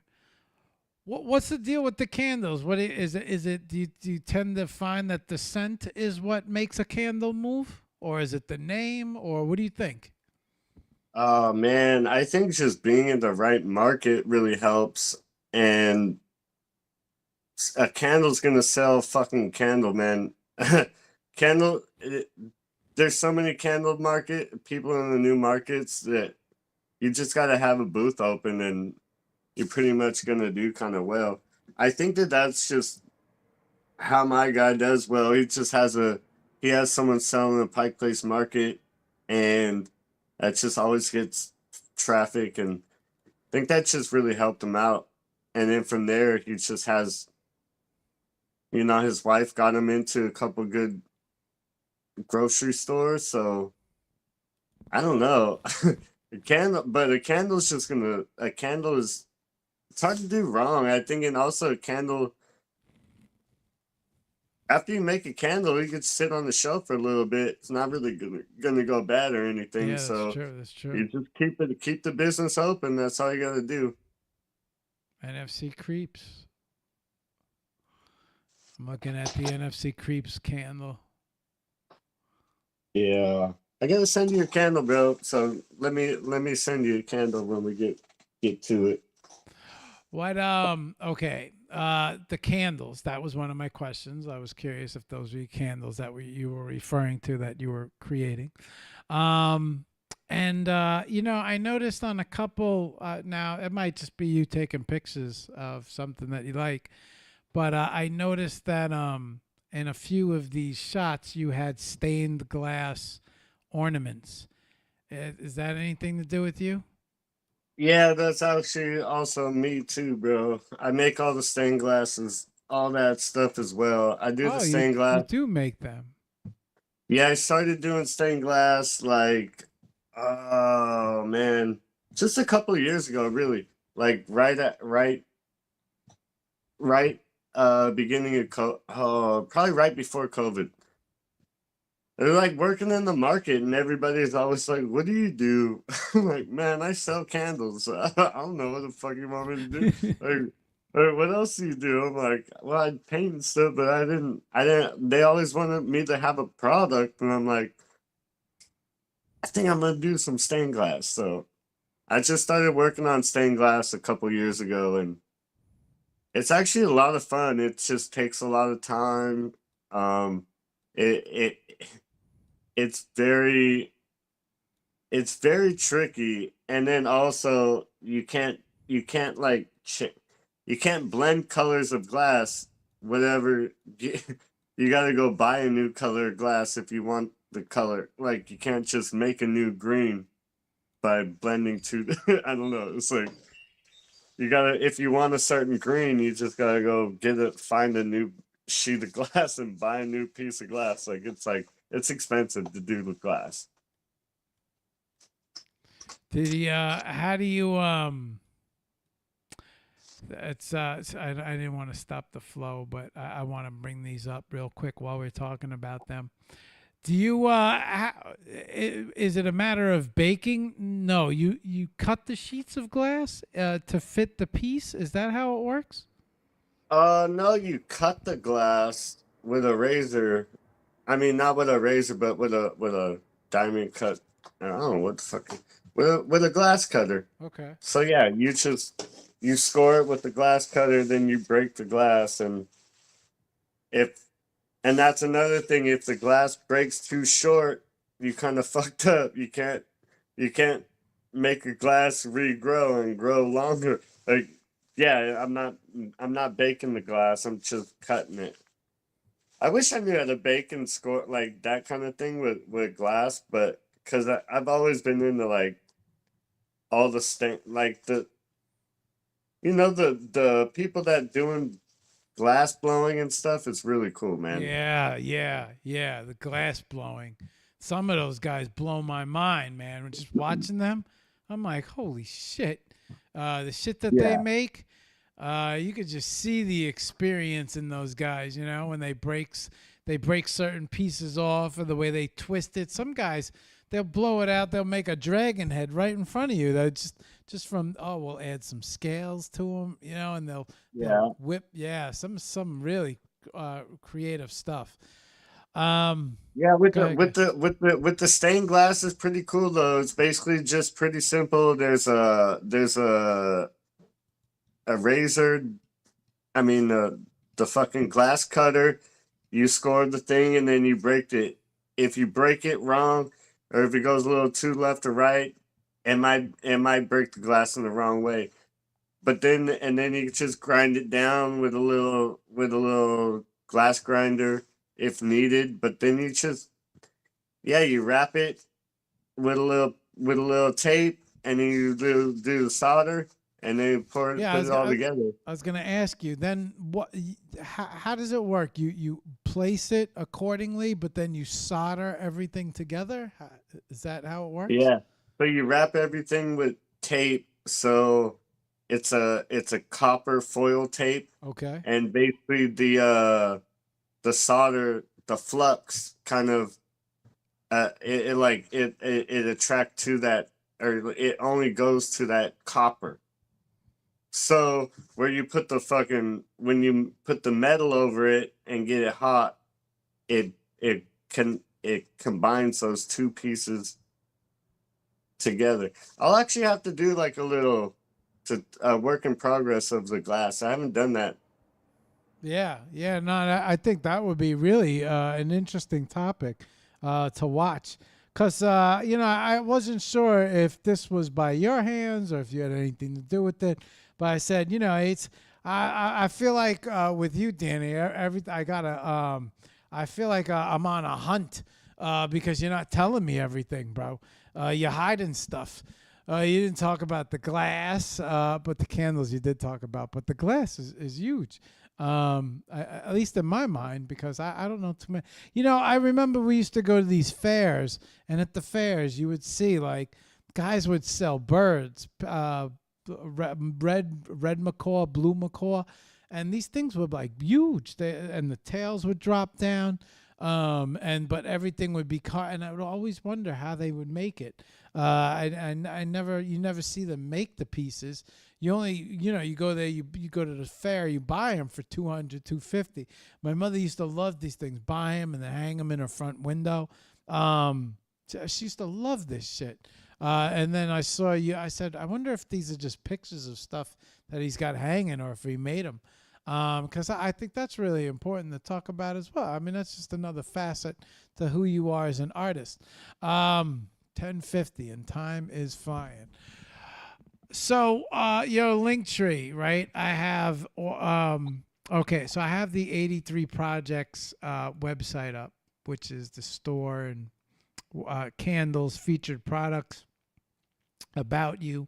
And then let's see, I got you, Polygon, Open, we brought the OpenSea up, Object, Tezos, Gamma, LinkedIn, Spatial, anything else on your link tree that you want me to bring up? Ordinals, anything you want to show them? You can go to that top one, the Ordinals one would be cool. That was like my most recent collaboration I did with the with a lot of the homies from the FCW. I think there was 9 or 10 of the. I think there was 10 of the 10 artists in this collaboration. But yeah, I basically just had everybody like create an orange door of their choice in their own style, and I think Rival Labs, Sunny Days, Acid, Okaswaka, Old Dirty Cereal, Creepy Steve, me. It's funny, you could see you could see everybody's style. Yeah, and like Vicky was in there, BB, Wick too? Wicked one. And I think that was about it from the gang. But yeah, that was a really cool collaboration. And really I did that just to kind of like, I don't know, I think a lot of our friends hadn't like even had an Ordinals NFT yet. So I thought it was cool just to kind of show them how to connect the wallet and get their first Ordinal NFT. So that was kind of like more the main idea of it. But really, I had such a good time with that collection. It's crazy because my back door is orange, and I had that idea in my head ever since I seen that orange door, and I'm like, I want to fucking do an orange door. I want to make an orange door collection. It's gonna be hella weird, hella different from everything else. And then like that one that's in there, it has a black dog on it. That's my black dog, and that's the door. That's my back door. Scroll up a tiny bit. I got it. It's up. Oh, okay. Oh, funny though. But yeah, I did the AI for the background and did a little Photoshop, and then just put and then there's one of my peace signs are hanging on the doorway right there. Yeah. From the stained glass. I did all that in Photoshop. Yeah. Okay. 83 Project. We got that on OpenSea. We went through your gram. Talked about your stained glass, your candles, as well as your art. Also, 83 Project shop is up. I got your X page up. And okay, so I think object, anything worthwhile there, or I doesn't hurt to bring it up. We'll just bring it up. I can't remember how. I mean, there's some cool things in there. I see some of the stained glass, and I see an alphabet. Oh yeah, look, here's a peace sign, red. Oh, I didn't see this one. Oh yeah, so that's when I did my original alphabet collection. Oh my god, I had COVID one day, and I was like, I started that idea for doing the alphabet collection. But yeah, that was a peace sign. That red peace sign I got still in my backyard. Well, lots of I think you got lots of different talents here, Danny. Let's see. This, and this. Okay, I think we covered. We brought up the first collection. Okay. What I did want to talk about a few minutes is I did want you to bring a little attention to that back wall behind you. But before you do that, why don't you? Yeah, because I'm going to end up closing the windows. So let's do this right now, and then we'll go to the back wall, and then we'll do some inspirational stuff, and then we'll say goodnight to everybody. I haven't not been paying attention.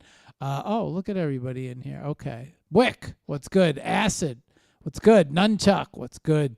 Good to see you guys. Uka, Steve, your crew's tapping in, saying hello. Good to see you guys. Okay, what else? Let me bring back what I want. Okay, Danny, if somebody wants to get in touch with you, what's the best way to do that? What's the best way to reach out to you, contact you? Is website? Text me. Text me. You want my text? You want to text me? No. No, I'm just playing. Oh, I'm just playing. You fucking with me, go bro? go on the Twitter if you ever need to reach me. That's usually the best way to reach me. Otherwise, like if you find me on like the Instagram, I'll get to the message. It'll probably be like a couple weeks, so I don't look on that often. Like even if it's just don't look on Facebook or all that. But I'll always get to it. It'll just be some time. If you really want to reach me, like just come to Twitter and follow me there. I'll be able to. I'll definitely find a way to reach you out. If you find me on Twitter, I'm here. Okay. Give me 1 second. Hang on. Okay, guys. So this is his X page that's up here right now. DannyBeenGettinIt. You can find him here at Phuton2X. This is his Instagram page as well, the 83 Projects. And then also, this is 83 Projects, his website.com. So he also has right here, contact us email. So plenty of ways to get in touch with him, plenty of ways to reach out to him. X, IG, and then also he's got a link tree that comes off of his X, which is right here. This is his link tree. And then some of his NFT sites, which is Object right here. And then this is his Dorinals. And then 83 Projects over on OpenSea. So I just wanted to bring up all those links so you guys check that out. And now I'm going to put back the screens. Give me a second while I do that. Danny, we cover it all? Oh, yeah. Good. I think we did, man. I know I have there's a lot to go on, man. But yeah, there's so much. It was really cool to catch up with you, man. Okay. I just want to make sure we cover it all as we're switching back. Yeah, I agree, Nunchuck. The doors are really dope. Very different. I can't believe it didn't come up, but I have all the collections of all the books of Calvin and Hobbes. But the green, the orange doors collection is, and it's nice to see everybody's style in that too as well. Hang on, let me put back the camera so you're not talking to an empty chair. All right, let me put everything back. Okay, everything's back in place. Okay, so what I do want to do before we say goodnight is a couple things. I want to, not only are you a artist, Danny, but you seem to be a little bit of a collector. And I like when I see other people's art as well on the wall behind you. Maybe you want to share some of the pieces that you've collected from, yeah. I think that would be cool to see some of the stuff as well. Well, this take us on a tour of your art and everyone else's art. And this right here is the Ukaswaka right here. That's such a good piece. Original OG right there, and then we got a bunch. That's some Vicky. See a little Vicky Licious there. That BB came from New York, straight from New York. This is my latest interpretation of Wick. I'm working on a Wick. That's my buddy Kid Arcade. He made me this digital copy of one of his NFTs. It's like a one of 10, one of 20. Yeah, number 10. That's my monster. There's Leatherface. That's my NFT NYC. That's one of my other collaborations with Sushi. She's the Peeps Adventure. She's an artist for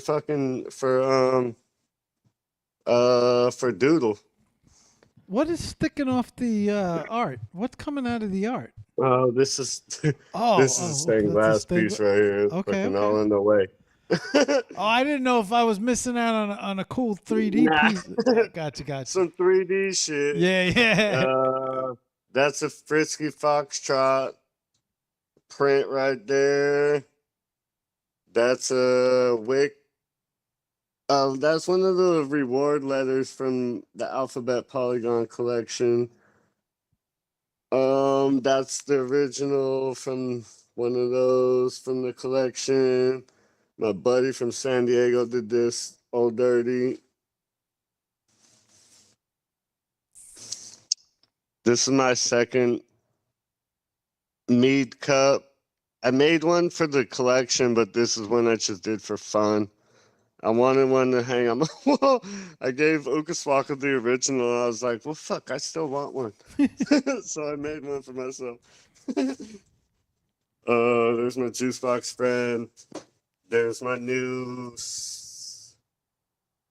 That's my latest painting I did of my kid called Beast. There's the Scarpy. That's the old painting I did too, a little crazy. But yeah, my whole basement's full of so many paintings. Awesome. But Thank yeah, you. you see the stained glass stuff is like super trippy. Oh. See, this is something I did too. Making these kaleidoscopes.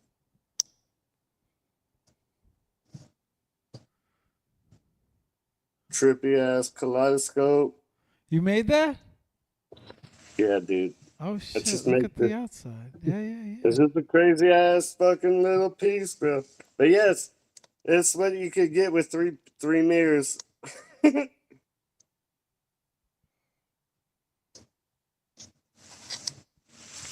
But yeah, all I do is just be creative, dude. Just don't stop making shit. Crazy how many. So if you would have told me, somebody would have said that stained glass was going to come out tonight, and chef skills. I don't think I would have ever believed. What a combination of interesting personality traits, but not only that, this is the traits that have created the artist known as DannyBeenGettinIt. You know, all these different. We got a little monster, and then we got a little monster, and then we got a little monster. Oh. Who is? What's your friend's name? This is Benji. Benji. How old is Benji? Oh my god. He's like 17 or 18. I can't Holy remember. shit! My dog is Summer. She's 17 as well. She I was trying to get the actual date so I know like the actual date, but I think I was like saying he was 15 for like a long time, and I'm like, well, he actually is not 15 anymore. I was like calling 15 for like 3 or 4 years. Like, I don't think he's 15 anymore. Well, I could tell you, my dog is officially 17. That I do know, and she moves and acts like it as well.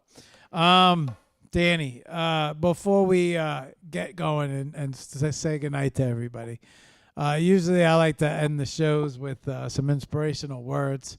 It's just something that maybe you can lend some inspiration to some other artists out there who are creating like you. It seems like you have a very wide array of artistic talents. But like I said, never know what you're gonna create next. Um, yeah, maybe you can share some inspirational words for everybody out there that might be I don't know, might have just as many talents, but might be in a kitchen as well and thinking artist isn't for them. Maybe you could send some words out there. Yeah, I mean, I would just say just really just like just try to stay creative. I mean, if you're not being creative right now, it you can go a long time without even picking up a little pencil and just being understand that you could probably draw more than just a little stick figure. You tell yourself, I'm only able to draw a stick figure, blah blah blah. It's like that's what you're telling yourself in your head. Just try it out and just see how far you can get away with it. Like sometimes you just like gotta at least make a practice run at some things, and it may not come out the first time, but really it's all about just keeping at it and try not to let everybody else's opinion like really affect you too much. You just got to kind of, you know, it's easy to take people's opinions to heart, but also you got to understand that's just their opinion. And also, their opinion should also motivate you and just help you out a little bit. Like, fuck, you can't, it shouldn't hurt too much taking somebody's criticism. Like shouldn't really hurt you too much. Like it can at the time, but also just try not to let that kill you at the in the end. You just got to kind of make it through it and make sure that you just keep on pushing, because there's so much new things that you can be creating. There's always a new thing that can be created that you're the people that are all around you don't even have the idea. It's just all of a sudden everybody in the room working on the same idea, and then all of a sudden that guy has the spark like of the brand, like of the good idea. It's like it you got to just keep on working and eventually share your ideas with people, because eventually you might just find somebody else that has a great idea that you were thinking of, like the same kind of idea. And that same thing, sometimes you're just not even able to find the right person to share with. And I think finding the right people to share your ideas with is a real motivational place. Like if you can't ever talk to anybody about your ideas, it's really hard to get those ideas out. So try to find someone that you can share your ideas with. I think that's like kind of the most helpful thing. Okay. If I heard that correctly, it's find your tribe. So sounds like if you're searching for some inspiration, you might want to pop up on some spaces and find your tribe. There you go. Find the FCW. Come hang out with us. There you go. I was waiting for you to let it out. Okay. I want to say, Danny, I appreciate you. Yeah, I don't know if you realize this, but that was the fastest 2 hours. And I remember back when this all started with the community show. I remember telling you guys, man, you're not gonna believe how fast 15 minutes moves. And this is 2 hours. So I wanted to say I can't believe how fast time goes, especially with good conversation and good art. I want to say thank you for your time, for coming on the show. for being a part of the HOP. And then for closing up with the FCW crew, we have Steve next week to really officially close. But you were the last man standing. You were the last guy that I wanted to get on. And I do appreciate you coming on and sharing a little bit about who you are and your art, and giving us a little bit of a deeper look into who you are as a person and how the artist came to be. I appreciate it. Thank you very much, man. I had a good time, man. I appreciate you having us out here too, because it's been it's been definitely a new little interview being interviewed by you. Even though you're such a good guy, everybody gets along with you, right? But everybody's just like, I feel the pressure. I think everybody gets a little nervous coming in here, but it's I don't think it's just all just too much going on in your own head, right? But it was a great time, dude. I appreciate coming out here. So, man, anytime you need somebody, I think that there's somebody in the FCW we can find for you to, there's so many fucking more people out there. But yeah, it was cool that you got Nunchuck to come out last week, and I really like had a great time listening to all the conversations that you had between like Phantom and like Creepy Steve and like everybody, man. So like being able to get a little deep dive, it's been a really cool opportunity, I think, for everyone. So we really appreciate your help, and you've been able to help us get new ideas flowing, because I think doing this made us want to do something similar to this.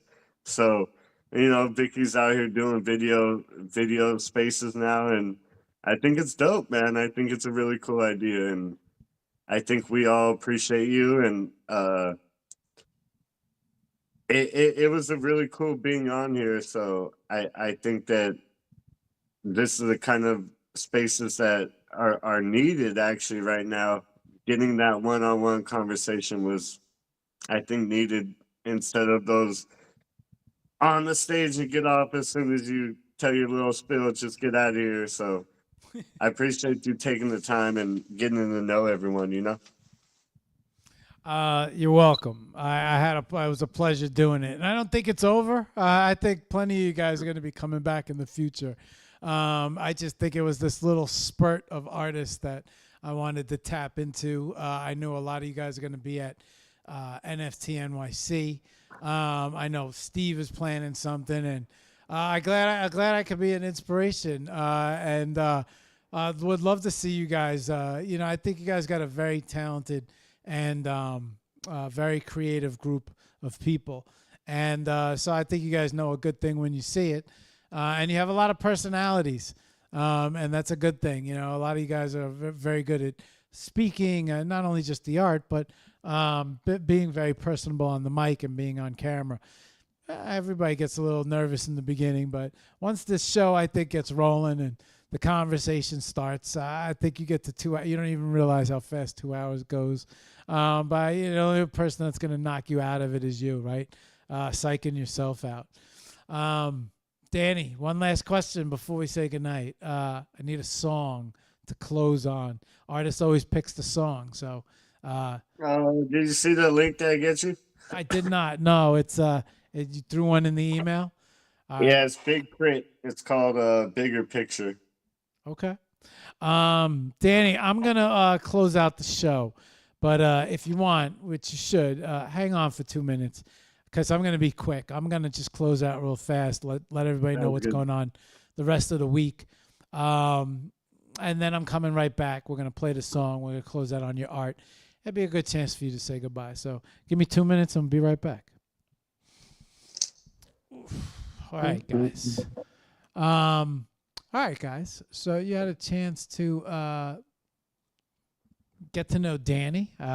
First chance we got to know Danny was on the community show.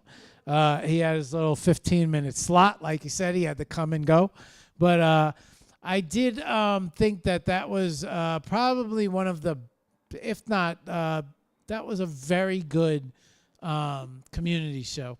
And the reason I wanted to focus on the artists on that community show is because I felt that each and every artist had a different. In case you haven't noticed, I'm a big fan of physicals, and I feel like physicals are also part of this NFT thing. And I often feel like the FCW group, their crew really has a good grasp on the physical plus the NFT, and just got a lot of guys over there and gals that are making it work in terms of digitals and just, and so they were a very good crew to explore, especially since they all carried the same morals when it came to creating art, when it comes to physicals and NFTs. And very talented artists as well, so they deserve the attention. Okay, Danny closed up on the artists, but I'm sure they will all be back in due time. Steve will be here next week. That I know for a fact, and he will be closing out the FCW crew. We'll be talking about NFT NYC as well. Okay. Until then, tomorrow, Tuesday, big thing tomorrow, big show tomorrow. I don't know how many of you guys are out there paying attention, but tomorrow from 9 to 11, Linked by Art is going to announce a contest. I believe there's a prize involved. There is a sponsor. They have landed a sponsor. And so that will all come out in tomorrow's space. That's from 9 to 11. Linked by Art. I host with Shira and Sketch, part of the Super Community shows. And so tomorrow there's going to be some big announcements. I will let them say the rest. So there will be a contest, I believe, announced, an art contest, and I suggest that nobody misses it because there's a if I understand correctly, there's a very decent prize involved. So I hope to see everybody tomorrow. Linked by Art space. It's going to be good. So set those reminders. You can find the link on my page or Linked by Art or Sketch as well. Okay, Wednesday. I don't think we have any community shows, but I know there's a couple we're putting together. There's nothing big going on right now. Maybe new communities. And then also the sponsor shows. We have some sponsor shows coming as well. And then Friday. Friday. Do we have anybody on Friday? Let me just check my thing real quick. Friday. No, not right. Not as of right now. Oh no. Oh. Okay. I see what happened. No, not as right now. Oh, my battery went dead. Shit. Hang on, guys. I didn't realize my battery went dead. I'm talking to everybody's watching a black screen here. Hang on, I'll go over all that one more time. I just wasn't sure on that answer. Okay. Once again, tomorrow, Tuesday, 9 to 11, Linked by Art. There will be a guest. There will be a sponsor announcement, a contest announcement, and prize announcements. So tomorrow is am I on screen? Okay, yeah. So tomorrow's kind of a big thing with Linked by Art. So I would check that out. They're very excited about that contest. Wednesday there's no show, but we are working on some community shows. Friday no show as of yet, but I will be working on one, seeing if I can pick up somebody for Friday. If not, TGIF. We'll see you on TGIF. So that's the rest of the week. Yeah. Okay. I think I covered it all. So we're going to head back to the computer. We're going to head back to Danny. I want to thank all you guys for tuning in, being part of the show. I appreciate it. It's Monday night. It's a good night to create. The weather is turning. It's nice. It's a very inspirational time. The trees are turning. Everything's blooming. It's a very good time to be inspired and create art. Go out and take some photos. Get your phone rocking. All right. On that note, let me bring Danny back up to say goodbye. We'll bring his artwork up one more time. All right, Danny, be advised, you are back on screen. Switch to the full screen. Switch to the Particle screen. Vertical screen. Vertical. Yeah, there we are. Okay. I'm going to bring you back over here, and then that should bring up this. And then that'll bring up your main web page. Let's bring that up, or let's bring up your X. Keep it on your X. Okay. We got your X up, and let's say goodnight to everybody here.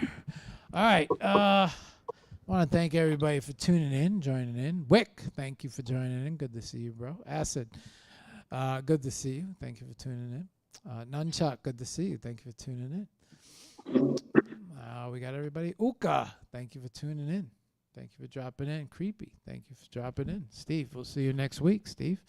Let's head over to Facebook. Alan, thank you for dropping in. Big Money, thank you for dropping in. Appreciate it. We'll head over to IG. George, thank you for dropping in. Art NFX, thank you for dropping in. Bad Habits, good times, thank you for dropping in. Guilford, Son, MAGA, Fonda, Stark, Nalia, Ivo Kudini, and Vans. Vanessa, thank you for stopping in, guys. Good to see you guys. I'm pretty sure that over here it's been quiet, but we'll take a peek at the Twitch. Very quiet. Twitch and YouTube still. Oh, Frisky. What's up, Frisky?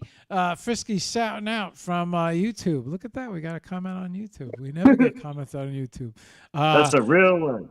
A real one. Frisky said he is still he's still loving that candle that you gave him. So thank you. All right, I think we covered everybody. I think we said hello to everybody. Danny, now's your time, your chance. Well, you know what? While I bring up this track, here's your chance to say goodnight to everybody. Say goodbye.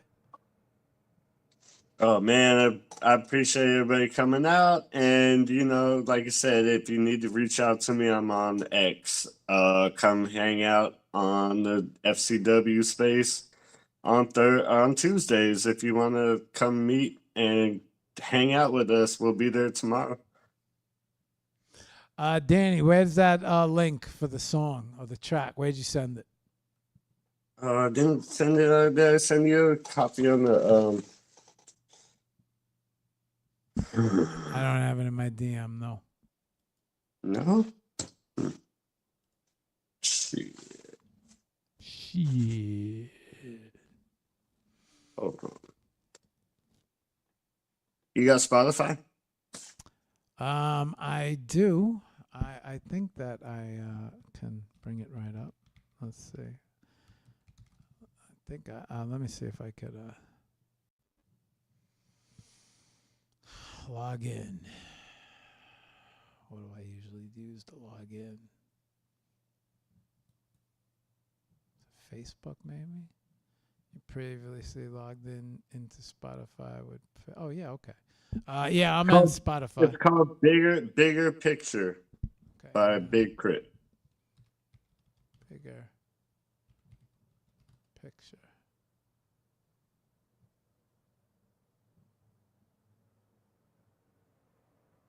No, where? I thought I had a link sent to you. I don't know where it went. Wait, who's the artist? Big Crit. BIGKRIT.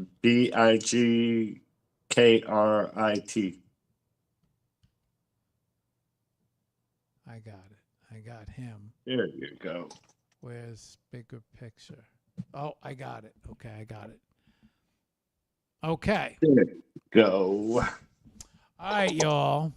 Danny, Thank you. give him one last wave. Thank you again, Mark, for having me, and I appreciate you so much, man. Anytime, bro. I want to see all you guys be successful. I'm going to hit this track. I'm going to play you out, and then we're going to end this. So, you, my man, thank you very much for the show, and we'll see everybody on the next one. Here we go. I'll paint all the world for you, baby. I'll paint all the world for you. I'll paint all the world for you. I'll paint all the world for you, baby. Yeah, I wish you saw the bigger picture.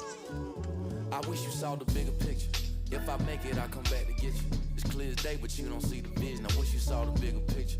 What we got deserves some patience, cause this ain't no finger paint. I wish you saw the bigger picture. Beautiful and modern, all the same. I wish you saw the bigger picture. If I make it, I come back to get you. It's clear as day, but you don't see the vision. I call your phone, you don't pick up and take it. You late to come back, you say my art ain't even half the way it used to look. The color that I chose to compose my last masterpiece wasn't worth the cover of a book. I listened as you ran on by Rembrandts and Van Goghs that I used to show you what's so pure at heart. Now all the pictures that I draw lately perfect my need to be basic, and all that shading tears your world apart. Pollock, I promise, you say it's scribble and scratch. I know you don't mean it, cause on your walls where it's set. It's not my best, I agree, but I did what I could with these sticks and these stones to get us out of the woods. I find my rhythm in my stroke, then you fall in love with my art like you did before. On that note, I let go. Intent to my canvas to paint a mural of us. I hope that you understand it, the bigger picture. If I make it, I come back to get you. It's clear as day, but you don't see the vision. I wish you saw the bigger picture.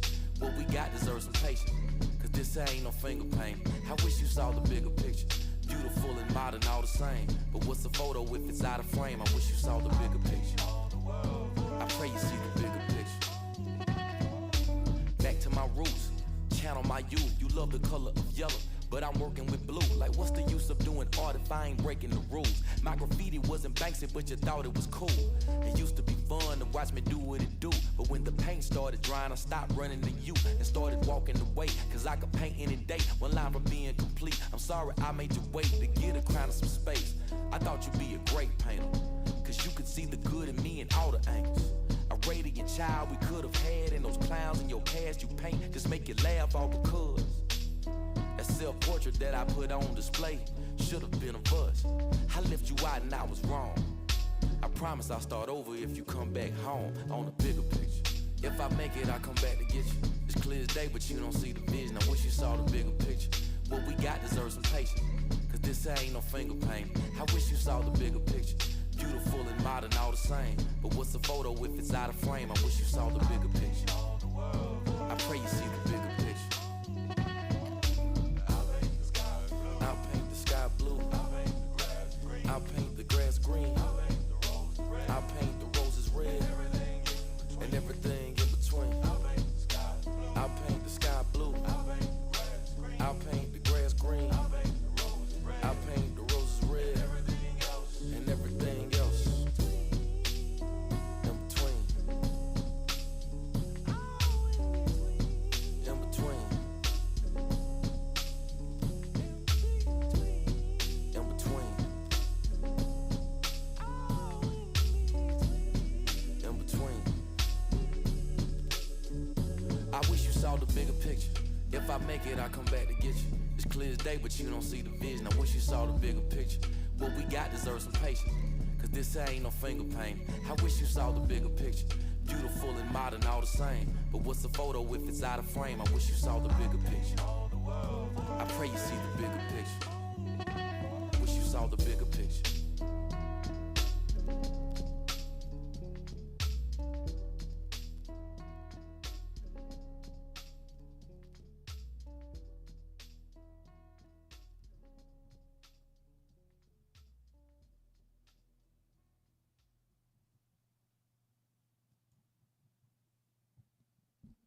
That was a damn good show. See everybody on the next one.